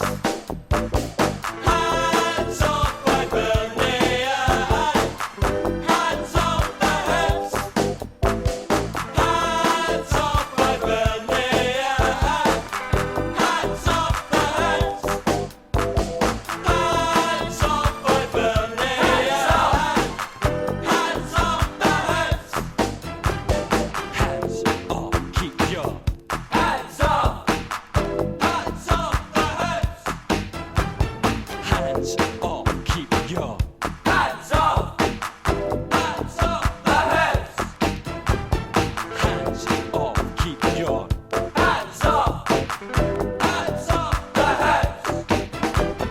hands up, keep your Hands off! Hands off the heads! get the money, man. Sport your life, you will never get So that was the Mercenaries there with their song Hands Off Our Hibs. Hopefully we don't have to record one Hands Off Our Caps, but yeah, we'll see how all that plays out. It's been a lot to talk about. It's been an emotional show, and I'm sure for a lot of Whitecaps fans listening to this, it's maybe not been one that has appeased some of their worries. But that is it for this episode of the show. Just before we go, though, Zach, any final thoughts from you? I still haven't got to the blue sky. Hopefully between now and the end of the year, beginning of the new year. I mean, as I mentioned to Har, like, honestly, the interaction is way better on there. Yeah. What do I want to say? Congratulations to Mainz on once again, their home victory against Bayern Munich. He's like 4 times in the last 5 years or something like that. Oh, I didn't see the Bayern score. You lost again. Yeah. Well, not again, but lost again. Mike? I think it's our first. Is it our first? I'm thinking of last league- year. Sorry, First league defeat, I think. I'm mixing you and Man City up. But it was against Mainz, and so the fun thing was, Lee Jae-sung scored both goals for Mainz, 32-year-old South Korean attacker, got both goals for Mainz, and so at the end of the game, Michael, because obviously when you beat Bayern, it's a big deal. So DAZN, the coverage on DAZN was nice enough to stick around and hang out in the stadium. So Lee and one of the other players from Mainz, they showed them now. Mainz a few years ago, a strange thing, Mainz moved their ultras from behind the goal at the front of the section to behind the goal at the top of the section. Oh, so you had this scenario where who's underneath them then? I think it's still like fans, but the All right, not ultras- away fans, because No, that's no, like away fans I'm are on like, the other oh. end. The away fans are on the other end. We had that at Ibrox when East Fife played Rangers in the Scottish Cup. They put us underneath Rangers fans. Oh, that must have gone well. That went really well with us in our green and white away kits. Anyways, if you can watch the full match back and they have the extended stuff at the end, Lee and one of the other players from Mainz, you see security leading them through the section up to the ultras. Oh, wow. To go and lead the Humba. And so it was really nice. It was really that was kind of fun to see, as frustrating as it was to see Bayern, an very understrength Bayern side drop points. Yeah. So congratulations to Mainz. What was the other thing I wanted to say? I know we had lots to talk about the Whitecaps sale thing. In all seriousness, I feel bad for Whitecaps fans, and that this is this kind of like unknown period, and it's it's going to last until there's a new buyer, and then there will be what is that buyer's intentions? There are going to be all these kind of seasons, and because buyer's intentions can change or not be as open and transparent as, and that's what Har was saying, right, with the Grizzlies reference. So I do feel really bad for the Whitecaps fans, because I know. Obviously I know many of them very, very well, and I know how passionate they are about the club and supporting local football. And so yeah, I hope that ultimately that the resolution from this will be positive. Now, what that will look like, who knows? But I hope it's positive. And I think that the worst thing is it's months of uncertainty potentially. Yeah. Well, that's the one thing we didn't talk about, and we don't need to have a big conversation about it now. And I know Axel said there isn't, but do you think that they have at least one interested party before they start all this stuff? I don't know. I mean, they said they didn't for the head coach either. Yeah, it's a strange business decisions, but I mean, I'm saying there must have been. I mean, maybe not, but there must. Surely at some point over the last few years, someone that's expressed interest would you be interested in selling? Well, no, genuinely, and you and I have talked about this over the years. people who are connected have told, like, because I remember before, I don't know if it was Glass City or someone else said, oh yeah, they're whatever, and people are like, no, that's not true or whatever. But people have told me that they are interested, or they're waiting for the right time, or they're looking for the right owner, or but like them selling the club has been something in their mind for a significant period of time, not 5 months, right? Like this is not something 5 months ago they said, yeah, now we're going to sell, right? So how serious those thoughts were years ago, I obviously can't speak to that, but yeah, that's why I just wonder if they do have someone, at least one party lined up. And the Goldman Sachs thing, I think maybe you said this either on the show or in our talking about it, the Goldman Sachs thing isn't just we have one buyer, but do we have competition for that? Yeah. Because that's what you need, because it's going to drive the price up as well. Exactly. But my worry then, though, is you drive the price up and then you start to drive out the local folk that's going to keep it here. Exactly. So again, my heart goes out to those people who are in this season of like trepidation and uncertainty, and I guess even just anxiety over the whole thing. I feel for you in that.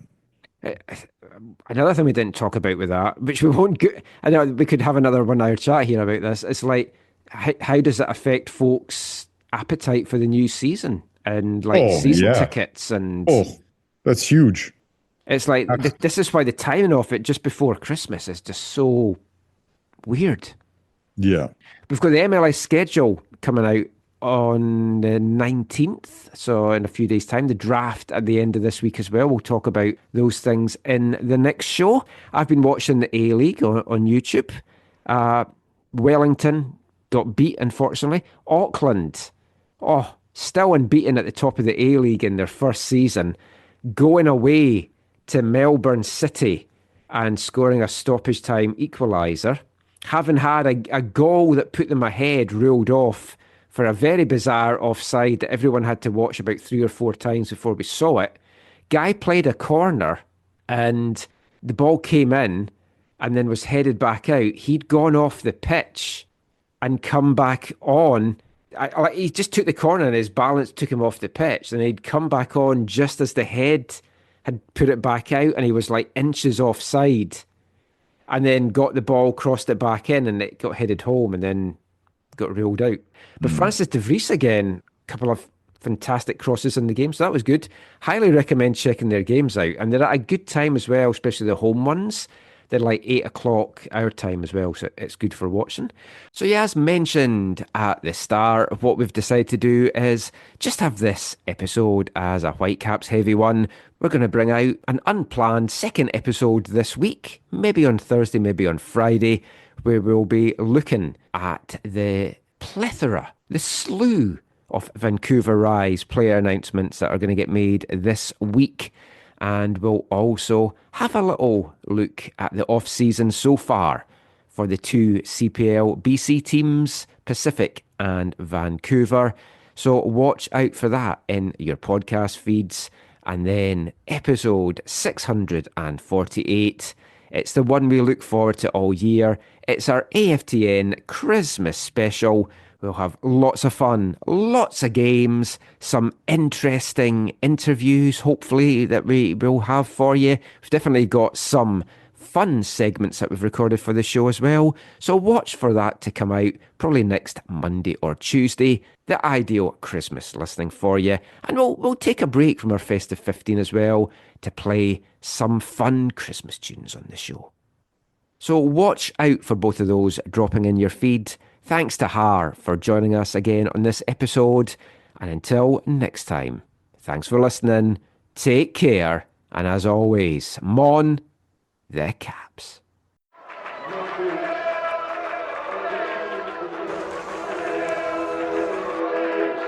Going to your first match is an experience you never forget. The atmosphere of what's going on around the pitch looks beautiful, and you always look and go, wow, I'd love to play here one day. If you get the bug, it's going to stay with you for life. 10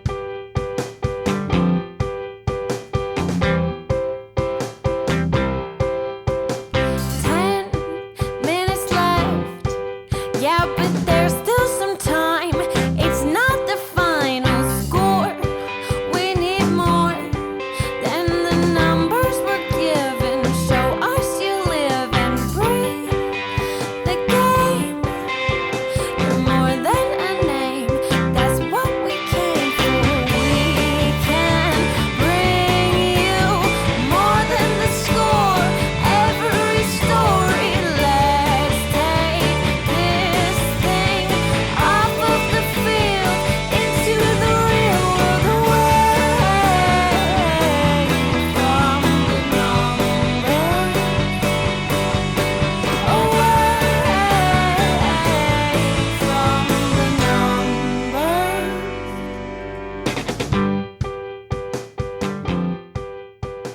numbers.